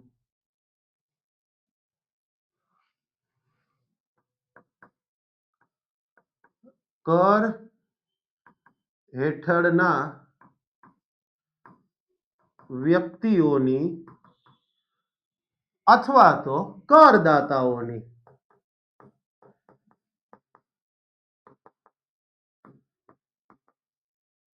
સંખ્યા. કરદાતાઓની સંખ્યા પ્રત્યક્ષ કરના કેસમાં વધારે હોય કે પરોક્ષ કરના કેસમાં? જેમાં વધારે હશે એનો ટેક્સ બેઝ વિસ્તૃત કહેવાય. ક્લિયર છે? સિમ્પલ વસ્તુ. હું તમને એવું કહું કે પ્રત્યક્ષ કર હેઠળ કરદાતાઓની સંખ્યા વધારે હોય કે પરોક્ષ કર હેઠળ, તો તમને બધાને ખબર છે પરોક્ષ કર હેઠળના કરદાતાઓની સંખ્યા વધારે જ હશે. તો કોનો ટેક્સ બેઝ વિસ્તૃત થાય? પ્રત્યક્ષ કરનો કે પરોક્ષ કરનો? ઓબ્વિયસલી પરોક્ષ કરનો. પ્રત્યક્ષ કર અને પરોક્ષ કર બંને પૈકી પરોક્ષ કરનો ટેક્સ બેઝ વિસ્તૃત હોય છે. હવે સમજાવું. લેટ્સ સે ફોર એક્ઝામ્પલ, તમારા પપ્પા બિઝનેસ કરે છે, મારા પપ્પા બિઝનેસ કરે છે, હું કામ ધંધો કરું છું. સમજવા માટે, તમે કામ ધંધો કરો છો અને આવક મેળવો. પણ તમારા મમ્મી અને ઇવન મારા મમ્મી માનો કે ગૃહિણી છે, તો ઇન્કમ ટેક્સ નું રિટર્ન અને ઇન્કમ ટેક્સ ભરવાની વાત તમારા પપ્પા બિઝનેસ કરતા એમના નામ પર થતું હશે, તમે કરતા હશો, તમારી આવક હશે, તમારે ટેક્સ ભરવાનું થતો હશે. સેમ મારા કેસમાં મારા પપ્પાના નામથી રિટર્ન જતું હશે, ટેક્સ ફાઇલ થતો હશે, મારા નામથી રિટર્ન જતું હશે, ટેક્સ ફાઇલ થતો હશે. ઇટ ઇઝ ફાઇન, બરાબર. પણ માનો કે મમ્મી ગૃહિણી છે, તો મમ્મીના નામનું ઇન્કમ કદાચ બની શકે પાન કાર્ડ બી નહીં હોય. ક્લિયર? ઇન્કમ ટેક્સ ભરવાની તો વાત દૂરની રહી, પાન કાર્ડ બી નહીં હોય. ક્લિયર? તો એ તો ટેક્સ નથી જ ભરતા. પણ લેટ્સ સે ફોર એક્ઝામ્પલ, આપણા મધર છે, એ સમજવા માટે એક સિમ્પલ વસ્તુ, હોટલમાં જમવા જઈએ તો મમ્મી જમે છે તેની ઉપર જીએસટી, મમ્મીના એવું છે કે ભાઈ 4 જણા જમવા ગયા, ઓકે, મમ્મી છે તમારા, બરાબર છે, એમને જે જેમાં એની ઉપર જીએસટી નહીં, જીએસટી તો બધા ઉપર આવશે. યસ, આપણા મમ્મી સાડી કે કોઈ પણ બીજા વસ્ત્ર પરચેસ કરે છે એની ઉપર જીએસટી નહીં લાગતો હોય. Point is clear. તો મમ્મીના નામથી ભલે ઇન્કમ ટેક્સ નથી જતો, પણ જીએસટી તો મમ્મી ચૂકવે જ છે ને. લેટ્સ સે ફોર એક્ઝામ્પલ, આપણા મમ્મી મોબાઈલ યુઝ નહીં કરતા હોય, તો મોબાઈલ લીધો હશે તો એ જીએસટી નહીં ભરાણો હોય. Point is clear. ઓકે, આ એક સિમ્પલ એક્ઝામ્પલ થયું. લેટ્સ સે ફોર એક્ઝામ્પલ, તમે સ્ટુડન્ટ છો, તો તમે સ્ટુડન્ટ છો એટલે કોઈ આવક તો લગભગ કોઈની નહીં હોય, એટલે હું માનું છું ત્યાં સુધી જનરલ વાત છે.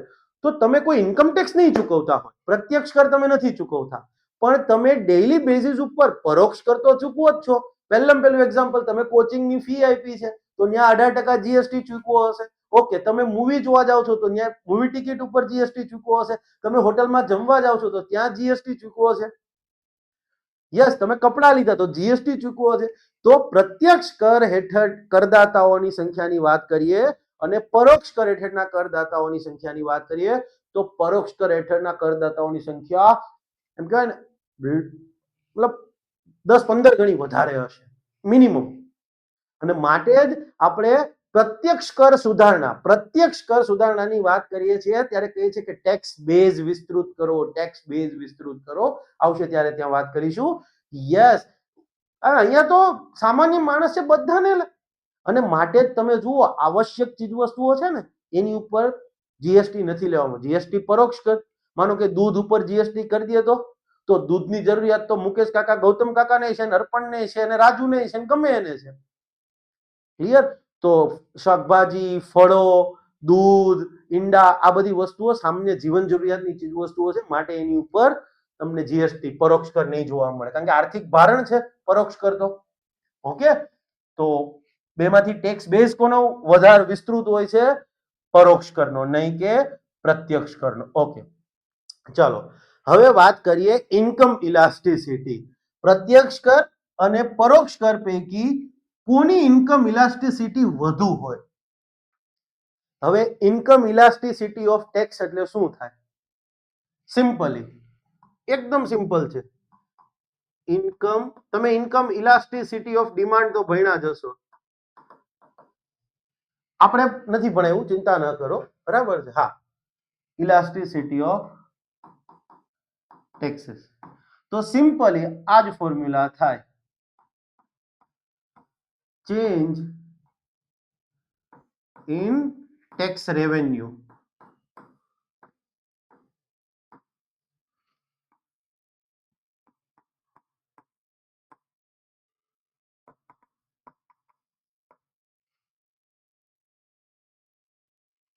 Income, change in tax rates.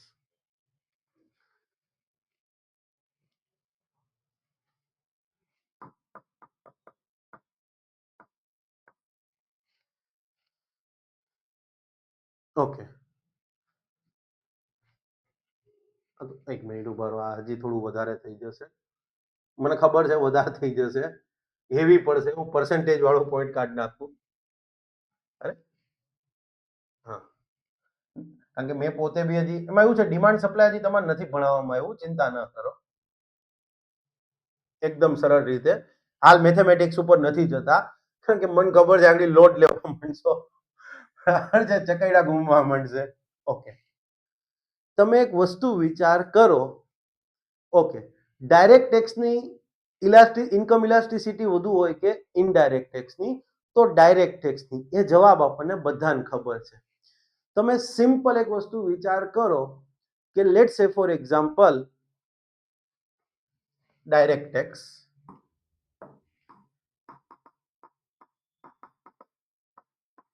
માનો કે personal income tax. Okay, indirect tax માનો કે જીએસટી. આટલું તો બધાને ખબર છે. હવે ધારો કે કોઈ વ્યક્તિની આવક જે છે એ 10 લાખ છે, રૂપિયા 10 લાખ પ્રતિ વર્ષ, તો એને income tax zero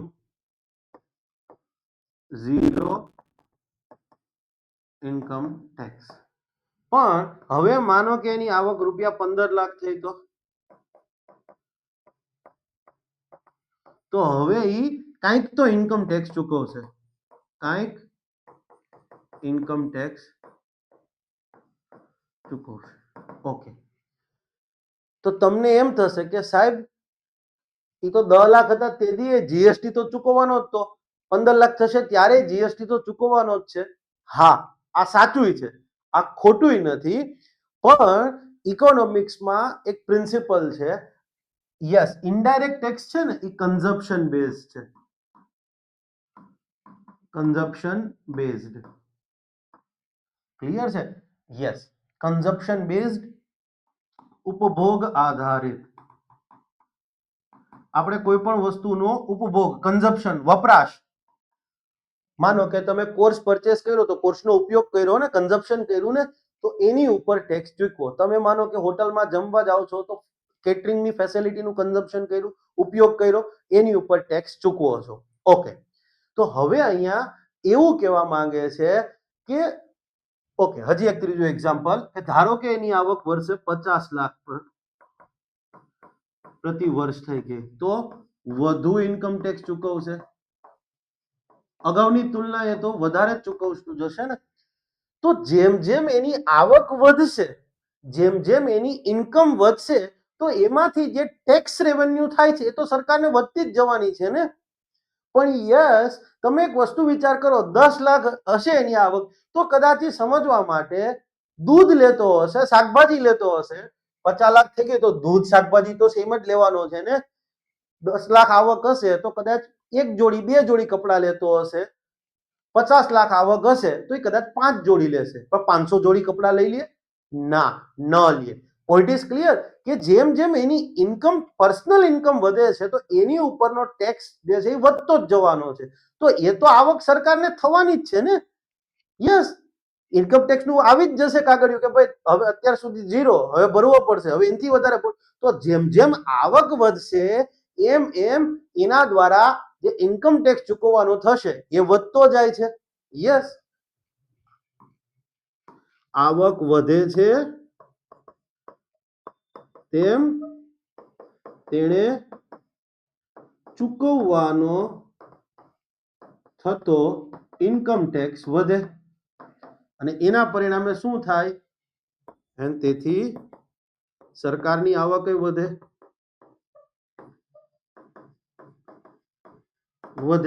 change in income, yes, change in tax revenue. Any income વધી, ક્લિયર છે, અને ટેક્સ વધારે ચૂકવવો પડશે. સરકારને ટેક્સમાંથી થતી આવક વધી. પણ મેં કીધું કેમ 10 લાખ આવક હશે તો કદાચ સમજવા માટે ખાવા પીવાનો સામાન્ય જ ખર્ચો કરતો હશે. એમ આવક વધી, એમ 15 લાખ 50 લાખ કરોડ થતી ગઈ, તો એની અમુક વસ્તુઓ તો વધવાની જ નથી ને. કપડા કદાચ અહીંયા 2 જોડી લેતો હશે તો અહીંયા 3 જોડી લેશે, 5 જોડી લેશે. પણ એ 500 જોડી તો નથી જ લેવાનો ને. ચપ્પલ અહીંયા 1 જોડી લેતો હશે, 2 લીધા હશે, 3 લેશે, 5 લેશે. કઈ ચપ્પલ પછી કઈ 100 જોડી ચપ્પલ તો ના લે કોઈ. તો અહીંયા આવક વધે છે એમ એમ, ક્લિયર છે, જરૂરી નથી કે એનો ઉપભોગ પણ વધે જ. વ્યક્તિની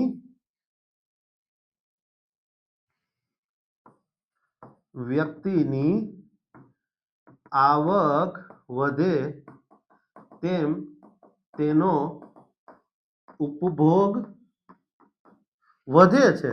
સાચું છે, શરૂઆતમાં વધશે, શરૂઆતમાં વધે છે, પરંતુ એક મર્યાદા પછી આવો ઉપભોગ, વપરાશ, અલગ અલગ વસ્તુઓનો ઉપયોગ વધતો નથી. તમે પોતે કમાતા થશો ને, નોકરી આવશે ને, જોઈ લેજો શરૂઆતમાં 2-3 વર્ષ તમે બચત જ નહીં કરી શકો. દાજ કાઢી નાખશો, એ કપડા, ઘડિયાળ, બરાબર છે, શૂઝ બૂઝ. પણ એક લિમિટ પછી યાર, હવે પોઈન્ટ ઇઝ ક્લિયર. તો એક લિમિટ પછી તો યસ, તો અહીંયા આવક વધે, એને જે ટેક્સ ચૂકવવાનો છે તો વધતો જ જશે. તો સરકારને ટેક્સમાંથી આવક તો વધવાની છે.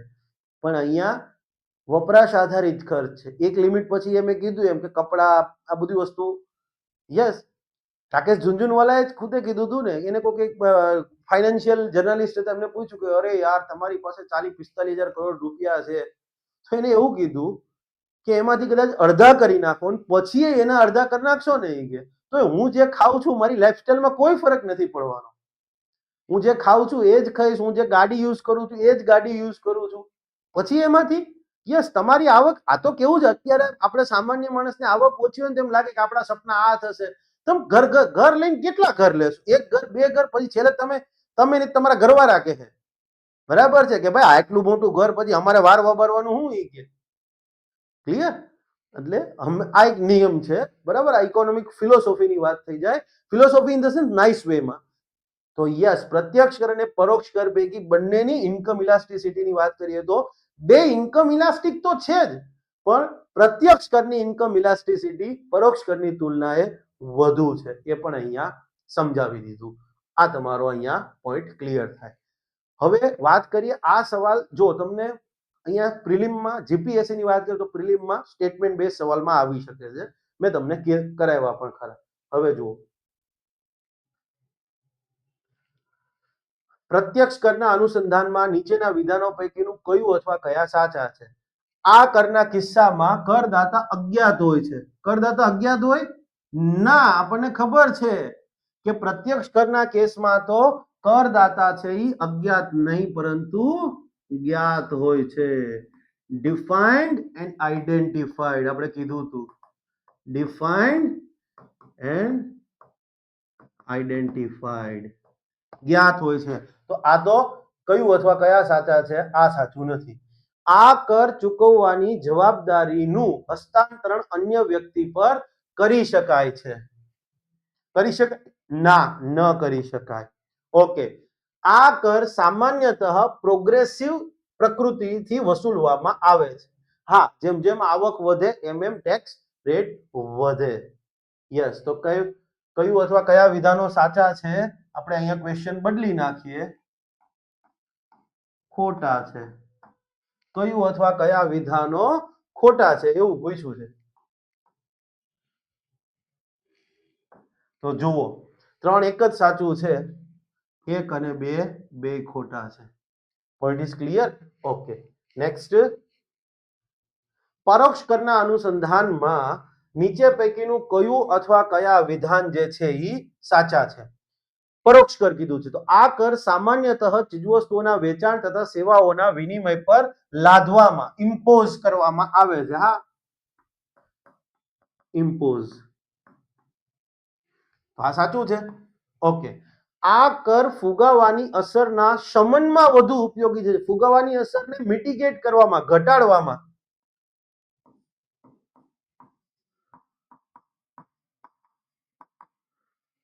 ઉપયોગી બને છે. ખોટું. ફુગાવાની અસરને વધુ પ્રબળ બનાવે છે. ઓકે. યસ. પરોક્ષ કરનો ટેક્સ બેઝ પ્રત્યક્ષ કરની તુલનાએ વધુ વિસ્તૃત હોય છે. હમણાં જ જોઈ ગયા ટેક્સ બેઝ એટલે શું? આપણે તો કે સિમ્પલ વસ્તુ છે, કરદાતાની સંખ્યા, ટેક્સ ચૂકવનાર વ્યક્તિઓની સંખ્યા. તો ઓબ્વિયસલી પરોક્ષ કરની જ વધારે હોય. હમણાં જ લેક્ચરમાં કહી દીધું. તો યસ, આ સ્ટેટમેન્ટ સાચું છે. તો અહીંયા પૂછ્યું છે કયું અથવા કયા સાચા છે? તો આનો આન્સર આવશે 1 and 3. ઓકે. ચાલો નેક્સ્ટ. વિધાનો આપ્યા છે અને આ પ્રકારનો ક્વેશ્ચન છે. બે હવે આવો ક્વેશ્ચન આવે ને, વિધાન ક્વેશ્ચન વાંચો કે નીચેના વિધાનો ધ્યાનમાં લો તથા નીચે આપેલ વિકલ્પો પૈકી જવાબ હોય તે વિકલ્પ પસંદ કરો. તો પહેલા તમારે અહીંયા આ તમે ઓપ્શન જોઈ લો ને કે આ પ્રકારનો ઓપ્શન આપ્યા છે, તો પેલા ઓપ્શન જોવાના જ નહીં, પેલા ક્વેશ્ચનના સ્ટેટમેન્ટ જોવાના. પરોક્ષ કરની તુલનાએ પ્રત્યક્ષ કરની ઇન્કમ ઇલાસ્ટિસિટી વધુ હોય છે. હમણાં જ મેં તમને કીધું કે ઇન્કમ ઇલાસ્ટિક તો બેય છે, પરોક્ષ કર અને પ્રત્યક્ષ કર બેય ઇન્કમ ઇલાસ્ટિક છે, પણ વધુ કયો ઇન્કમ ઇલાસ્ટિક છે? પ્રત્યક્ષ કર. હમણાં જ આપણે જોઈ ગયા અને ડિટેલમાં સમજાવ્યું ખરા તમને. તો યસ, પ્રત્યક્ષ કરની તુલનાએ પરોક્ષ કરની ઇન્કમ ઇલાસ્ટિસિટી વધુ હોય છે. આ સ્ટેટમેન્ટ સાચું છે. ઓકે, સાચું કરી દો. ઓકે. હવે બીજું સ્ટેટમેન્ટ, પહેલા તો તમારે પહેલું સ્ટેટમેન્ટ ભૂલી જવાનું, બીજું સ્ટેટમેન્ટ વાંચો ત્યારે પહેલું ભૂલી જ જવાનું અને જુઓ. પહેલા પરોક્ષ કર એ ઉપભોગ આધારિત કર છે, જ્યારે પ્રત્યક્ષ કર વ્યક્તિની ચોખ્ખી આવક પર વસૂલવામાં આવે છે. પહેલા ને જોવાનું જ નથી, પહેલા તો બીજું સાચું છે કે ખોટું એ ચેક કરો. પરોક્ષ કર એ ઉપભોગ આધારિત કર છે, કન્ઝપ્શન બેઝ છે. યસ, સાચું છે. અને પ્રત્યક્ષ કર એ વ્યક્તિની ચોખ્ખી આવક પર વસૂલવામાં આવે છે. આ પણ સાચું. તો આ સ્ટેટમેન્ટ સાચું છે. તો હવે એક વસ્તુ વિચાર કરો કે માનો કે આ બીજું સ્ટેટમેન્ટ ધારો કે ખોટું હોત તો તમે એક વસ્તુ વિચાર કરો. પહેલામાં વિધાન 1 અને 2 બે સાચા કહે છે, બીજામાં બે સાચા કહે છે, ત્રીજામાં શું કહે છે? એક સાચું છે, બે ખોટું છે, અને ચોથું વિધાન એવું કહે છે એક ખોટું છે અને બે સાચું. પહેલા તમે માનો કે બે સ્ટેટમેન્ટ જોઈ લીધા અને કોઈ એકને ખોટું કહી દીધું. માનો કે આ કેસની અંદર ધારો કે વિધાન 2 ખોટું આવે, ધારો કે, તો તમે જોઈ લો વિધાન 2 ને ક્યાં ખોટું કહેવામાં આવ્યું છે? એક જ ઓપ્શનમાં ખોટું કહેવામાં આવ્યું છે, પછી તમારે બે વચ્ચેનો સંબંધ શું છે એ જોવાનું નથી, સીધો ઓપ્શન ટીક કરી દેવાનો. તો આવા ક્વેશ્ચનમાં પહેલા શું કરવાનું છે, બે સ્ટેટમેન્ટને અલગ અલગ રીતે જોવાના છે, બે વચ્ચે ક્યાંય લિંક શોધવાનો પ્રયત્ન નથી કરવાનો. પહેલા તો ચેક કરો બંનેને ઇન્ડિપેન્ડન્ટલી કે બે સાચા છે કે નહીં, એક સાચું છે એક ખોટું છે તો કઈ રીતે છે.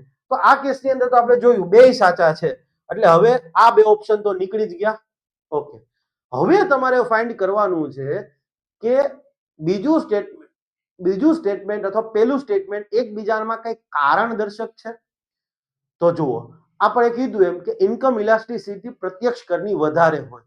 કેમ? તો મેં તમને સમજાવ્યું છે કે ભાઈ પ્રત્યક્ષ કર છે તો આવક વધે છે એમ એમ એને ટેક્સ વધતો જશે, એની ઉપર લાગતો ટેક્સ વધતો જશે, સરકારને આવક વધતી જશે. પરોક્ષ કરના કેસમાં આવું નથી, એની આવક વધશે તો એનું કન્ઝમ્પશન એક લિમિટ સુધી વધશે, પણ એક લિમિટ પછી વધવાનું નથી. માટે ચાહે વ્યક્તિની આવક ગમે એટલી હશે, ઇન્કમ ટેક્સના કારણે સરકારને આવક વધશે, પણ ઇનડાયરેક્ટ ટેક્સ માનો કે જીએસટી ના લીધે સરકારને આવકમાં કોઈ ફેરફાર થવાનો નથી. યસ, તો આ જ એના માટેનું કારણ પણ છે. હવે તમે ઈઝીલી કહી શકો કારણ કે મેં તમને સમજાવી દીધું છે. ક્લિયર? યસ. આ થોડો હાઈ લેવલનો કોન્સેપ્ટ છે, માટે ગોખણિયા વાળા માટે થોડું પેલું થશે. યસ, અને હું ફોકસ હંમેશા એવા વિદ્યાર્થી પર જ કરું છું કે જેનામાં ખુદને સમજવાની ક્ષમતા હોય. ખુદને નહીં, ખુદનામાં. ઓકે, તો આ વાત થઈ. આપણો ઇન્ડિયન ઇકોનોમીનો કોર્સ જે છે એ ઓલરેડી એપ્લિકેશનમાં આવી ગયો છે, સહસ્ત્ર આઈએસ કરી અને આપણી એપ્લિકેશન છે, લિંક તમને ડિસ્ક્રિપ્શનમાં મળી જશે. આપણા કોર્સની સફળ ગાથા એક જ છે કે યસ 2021ની જીપીએસસી ક્લાસ 1-2 લઈ લો, 47 માર્ક્સના ઇકોનોમી અને કરંટ અફેર્સના ક્વેશ્ચન હતા, 40 આપણામાંથી કવર થઈ ચૂક્યા હતા. 2025ની વાત કરું તો 2025ની ડીવાયએસઓમાં 15 માર્ક્સના ઇકોનોમી 12 કવર થયા. ક્લાસ 1-2ની વાત કરું એપ્રિલમાં લેવાયેલી 23 ક્વેશ્ચન હતા, 18 કવર થયા. અત્યારે હું કરંટ અફેર્સ નથી ભણાવતો, પહેલા ભણાવતો હતો, હવે ભણાવવાનો છું પાછો. STI 2026 17 question out of 21. ઇકોનોમીના પ્રોપર ઇકોનોમિક સબ્જેક્ટની વાત કરું તો આટલા ક્વેશ્ચન કવર થયા. અને આ ખાલી બોલવા માટેની વાત નથી, આ ચેલેન્જ બી આપી છે, એના પ્રૂફ બી આપ્યા છે, પ્રૂફ તમે લોકોએ જોઈ પણ લીધા હશે. માર્કેટમાં તમે કદાચ આ પીડીએફ જોઈ પણ હશે. ઓકે, જોઈ લો, આ 2025-26 ના પ્રૂફ છે બધાય ક્વેશ્ચન. આ આપણા ભણાવેલું છે એમાંથી કવર થયેલી વાત, આ એના પ્રૂફ ક્વેશ્ચન. ઓકે, આ એના પ્રૂફ. બેઠે બેઠી વસ્તુ શું ઘરેલું ચલણનું અવમૂલ્યન દેશમાંથી નિકાસને પ્રોત્સાહન આપવાનો ઉચિત વિકલ્પ છે, એની ચર્ચા. બીઓપીની સ્થિતિ સુધારવાની વાત, એના ક્વેશ્ચન જો હું આવ્યો હતો. કયું પગલું ભારતની લેણ દેણની સ્થિતિ સુધારવામાં, બીઓપીની સ્થિતિ સુધારવામાં બેઠે બેઠા, હું એમ નથી કહેતો કે મારામાંથી બેઠા આવે છે, ક્યારેય ન કહી શકાય, વિદ્યા વિનયથી જ શોભે, પણ હું એટલું તો જરૂર કહું છું કે જીપીએસસી એના એસ્પિરન્ટ્સ પાસે જે અપેક્ષા રાખે છે એ લેવલ પર તો હું ભણાવું જ છું. એનડીપી નો અંદાજ કાઢવા માટે કુલ ઘરેલું ઉત્પાદનમાં ઘસારાને ઉમેરવામાં આવે છે, નહીં બાદ કરવામાં આવે છે. જો જીડીપી માઇનસ ઘસારો, એનડીપી, બધી વસ્તુઓ પ્રેક્ટિકલ એક્ઝામ્પલ થી બધાની સમજૂતી. નાણાં બજાર, મૂડી બજાર, નાણાં બજારના સંદર્ભમાં વિધાનો. નાણાં બજાર ટૂંકા ગાળાના ભંડોળનું બજાર છે. નાણાં બજાર આરબીઆઈ માટે તરલતા સમાયોજન સાધન તરીકે કામ કરે છે. જોઈ લ્યો, ટૂંકા ગાળાનું ફંડ જે બજારમાંથી ઊભું કરવામાં આવે તેને નાણાં બજાર કહેવાય, લાંબા ગાળાનું હોય એને મૂડી બજાર કહેવાય. અને યસ, નાણાં બજારના જ અલગ અલગ સાધનો છે, એ પૈકીનું ટી બિલ્સ છે, ને ટી બિલ્સમાં કીધું તું માર્કેટ સ્ટેબિલાઇઝેશન હેઠળ ઇસ્યુ થાય છે, વધેલો મની સપ્લાય ઓછો કરવા. અહીંયા શું શબ્દ ખાલી ફેર થયો છે, તરલતા સમાયોજન, લિક્વિડિટી મેનેજમેન્ટ. મની સપ્લાય એ જ લિક્વિડિટી છે, આપણે પેલામાં જોઈ જ ચૂક્યા છીએ. આ બધા બેઠા સવાલો છે ભાઈ. વિનિવેશીકરણને શ્રેષ્ઠતમ કઈ રીતે વ્યાખ્યાયિત કરે છે? 4 વસ્તુ આપી છે, જોઈ લો, આખું ડિટેલમાં સમજાવ્યું હતું કે વિનિવેશીકરણ શું છે, ખાનગીકરણ શું છે, ક્યારે વિનિવેશીકરણ કહેવાય, ક્યારે ખાનગીકરણ કહેવાય. આ ખાનગીકરણ, આ વિનિવેશીકરણ જોઈ લો. ક્લિયર? આ 2021માં 19 આ 25 26 ના બધા વાત છે, બધું પ્રૂફ આપ્યું છે. 19માં એ ઝંડા ગાડી દીધા હતા આપણે. અને એસટીઆઈ મેઇન્સ ની અંદર વાત કરું તો 2019 ની એસટીઆઈ મેઇન્સ અને 2021 ની એસટીઆઈ મેઇન્સ, આ બે એસટીઆઈ મેઇન્સ ની અંદર વાણિજ્ય સંચાલનનો જે ટોપિક છે ઇકોનોમી વાળો અને વાણિજ્ય સંચાલનનો, એના બધા સવાલો 100 માર્ક્સનું પેપર છે, એમાંથી 24 માર્ક્સનું પૂછાણું એ 24 નું આપણામાંથી જોઈ લો. આરસીઈપી માં ન જોડાવાનો નિર્ણય લીધો છે 2019માં. ટિપ્પણી કરો. આપણું મટીરિયલ આરસીઈપી જાતે લખીને આપતો હતો ત્યારે તો. હવે મૂળ પ્રશ્ન એ છે કે ભારતે આરસીઈપી નો હિસ્સો બનવું જોઈએ કે નહીં, સમીક્ષા કરીશું. ભારતે કેમ ન જોડાવવું જોઈએ, ભારતને આરસીઈપીમાં જોડાવાથી શું લાભ થશે, કેમ જોડાવવું જોઈએ અને શું લાભ થશે, અને કેમ ન જોડાવવું જોઈએ, શું નુકસાન થશે, આ બધું ભણાવ્યું હતું. જોઈ લો. ત્યારે તો આ ડિજિટલ બોર્ડ ને એવું બધું કઈ હતું નહીં ભાઈ. જથ્થાબંધ ભાવાંક અને ગ્રાહક ભાવાંક વચ્ચેનો ભેદ ટૂંકમાં સમજાવો. ફુગાવાનું માપન WPI CPI છે ભાઈ. કોઈ ફેકલ્ટી હોય બધ સોશિયલ ઇમ્પેક્ટ એસેસમેન્ટ ઉદાહરણ આપી સમજાવો.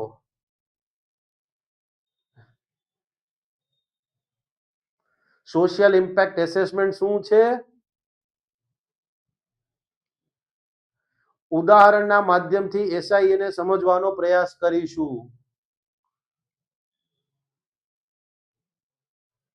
જોઈ લો.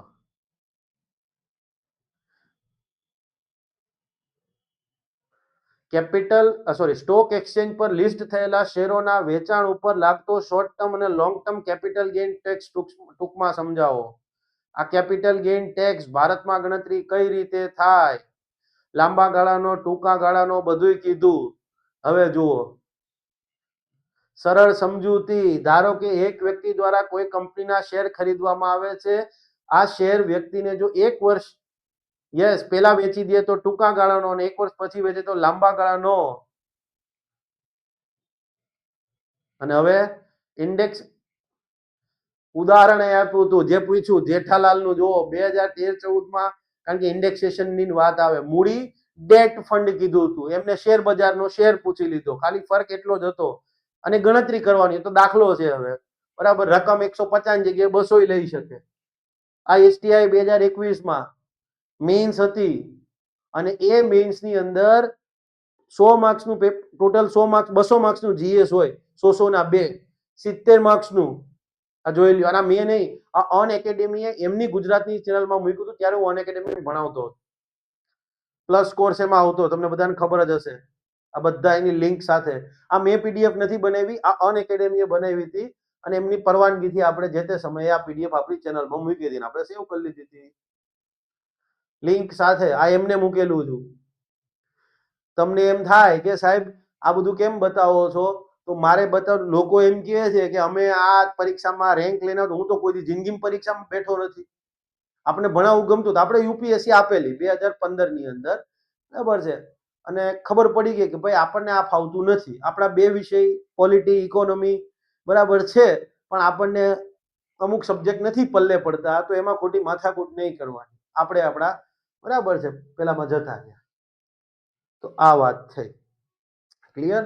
તો આપણો ઇકોનોમીનો કોર્સ છે, જેને એનરોલ થવું હોય, લિંક તમને ડિસ્ક્રિપ્શન બોક્સમાં મળી જશે. કોર્સની, એપ્લિકેશનની, તમે જોઈન થઈ શકો છો. ફી કેટલી રહેશે, તો કે 3 મહિનાની ફી 1500, 6 મહિનાની 2500 અને 1 વર્ષની 3500. તમને એમ થતી હોય કે સાહેબ તમારી ફી વધારે છે, તો એક વસ્તુ વિચાર કરો. અહીંયા પ્રિલિમ મેઇન્સ બેયનું કન્ટેન્ટ 120 કલાકથી વધુનું કન્ટેન્ટ છે, પ્રીની ટેસ્ટ સિરીઝ છે, અને રિવાઇઝ પેટર્ન અનુસાર મારામાંથી સવાલો પૂછાઈ ગયા છે, મેં તમને પ્રૂફ આપી દીધું છે. એનાથી આગળ હું ભણાવું છું. તમે કોર્સ પરચેસ કર્યો અને નથી તમને ફાવ્યું, 7 દિવસની ગેરંટી. તમે રવિવારે સાંજે 6 વાગે કોર્સ લીધો હોય તો નેક્સ્ટ રવિવારે સાંજે 6 વાગ્યા સુધી તમે મને ગમે ત્યારે ફોન કરીને કહી શકો છો. મારો ફોન ન લાગે તો મારા નંબર પર વોટ્સઅપ કરીને કહી શકો છો, સાહેબ તમારો કોર્સ મેં લીધો હતો, આ તારીખે આ રિસિપ્ટ છે, મને નથી ફાવ્યો. હું કોઈ સવાલ નહીં પૂછું, ખાલી એક જ સવાલ પૂછીશ કે ભાઈ કયા ખાતામાં રિફંડ કરવા. ગુજરાતમાં કોઈએ આ પોલિસી લાગુ નથી કરી. આ પોલિસી લાગુ કરનાર સહસ્ત્ર આઈએએસ એકમાત્ર સંસ્થાન છે. No question ask money back policy. કોઈ જ ક્વેશ્ચન નહીં. યસ ભાઈ, એક જ ક્વેશ્ચન ખાલી, હા, કયા ખાતામાં રિફંડ કરવાના છે. અને હું ક્વોલિટી એજ્યુકેશનમાં માનું છું, સોરી, અફોર્ડેબલ એજ્યુકેશનમાં માનું છું, પણ સાથે સાથે એમાં ક્વોલિટીમાં ઘસારો કરીને નહીં. 100 રૂપિયામાં 99 રૂપિયામાં કોર્સ વેચવા પડે, મારા એટલા દાડા ખરાબ નથી આવ્યા ભાઈ. આ વાસ્તવિકતા છે. હા, કરવાનું જે તમે પોતે પણ તમે ખુદ 99 રૂપિયાનો કોર્સ લીધો હશે ને, તમારું માઇન્ડ જ એક્સેપ્ટ નહીં કરે કે આમાં કઈ ભણવું છે. એ 99 રૂપિયા બગાડવાની જ વાત છે. પૈસા, અને જેને કોઈએ બી સિરિયસલી મહેનત કરી છે ને, એને કોઈ દિવસ પૈસા આડે નથી આવ્યા. અનુભવ છે, અનુભવના આધારે કહી રહ્યો છું. આ વસ્તુ જે છે, પ્રાઇઝમાં કોઈ નેગોશિએશન નહીં ભાઈ. બરાબર, તમને મેં મારું કામ બતાવી દીધું છે, ક્લિયર છે, મેં પ્રાઇઝ આપી છે, છતાંય તમે પરચેસ કરો, નથી ફાવતું તો 7 દિવસની રિટર્નની ગેરંટી છે. આનાથી વિશેષ કાંઈ નહીં. ક્લિયર? ઓકે, અહીંયા આપણે આપણો આ લેક્ચર પૂરો કરીએ છીએ. નેક્સ્ટ લેક્ચરમાં ફરી પાછા મળીશું. થોડા લેક્ચર લેન્ધી તમને થઈ જાય છે. ઘણા કહે છે કે સાહેબ લેન્ધી છે, પણ એક વસ્તુ છે, ભણવા માટેની આ વસ્તુ છે. 1-2 માટેનો આ જ એટીટ્યુડ હોવો જોઈએ. અને હવે તમે જો પેલી સીસી વાત કરો છો, તો એમાં પણ ડિસ્ક્રિપ્ટિવ આવી ગયું છે. તો હવે એ માટે, અને એમાં તો લેન્ધી પેપર હોવાનું છે. ક્વેશ્ચનનું આ ફોર્મેટની હું અભ્યાસ કરી રહ્યો છું છોકરાઓ મોકલ્યા પછી, તો તૈયારી રાખજો. અને સીસી સિક્યોર કરી લો, પછી અલ્ટિમેટ એમ ક્લાસ 1-2 ઉપર જ ફોકસ કરજો. કારણ કે મને ખબર છે તમારામાંથી ઘણા બધા છોકરો, કાલે જ જે ભાઈનો ફોન હતો એને કીધું કે સર તમે જીપીએસસી 1-2 નું કયો છો, પણ જીપીએસસી 1-2 માટે અમે અત્યારે રિસ્ક લઈએ એવી અમારી પોઝિશન નથી. યસ, કે સોશિયલી અમે એવા માહોલમાંથી નથી આવતા કે અમે 2-3 વર્ષ અફોર્ડ કરી શકીએ. માટે એક નોકરી લઈ અને પછી અમારો ઈરાદો છે, તો ખોટું નથી કઈ. ક્લિયર છે? સીસી ને લઈ અને આપણા કોર્સની વાત આવે તો હાલ મને છોકરાઓએ કીધું છે, જોઈએ હું સમય નીકાળી શકું કે નથી નીકાળી શકતો હોય. ક્લિયર છે? હશે તો પછી કંઈક કરીશું. હાલ તો અભ્યાસ કરું છું કે ભાઈ કરવું કે નહીં. ક્લિયર? Okay, thank you. જય હિન્દ, જય જય ગરવી ગુજરાત. મારો દેશ, મારી પહેચાન, મારું રાજ્ય, મારું સ્વાભિમાન.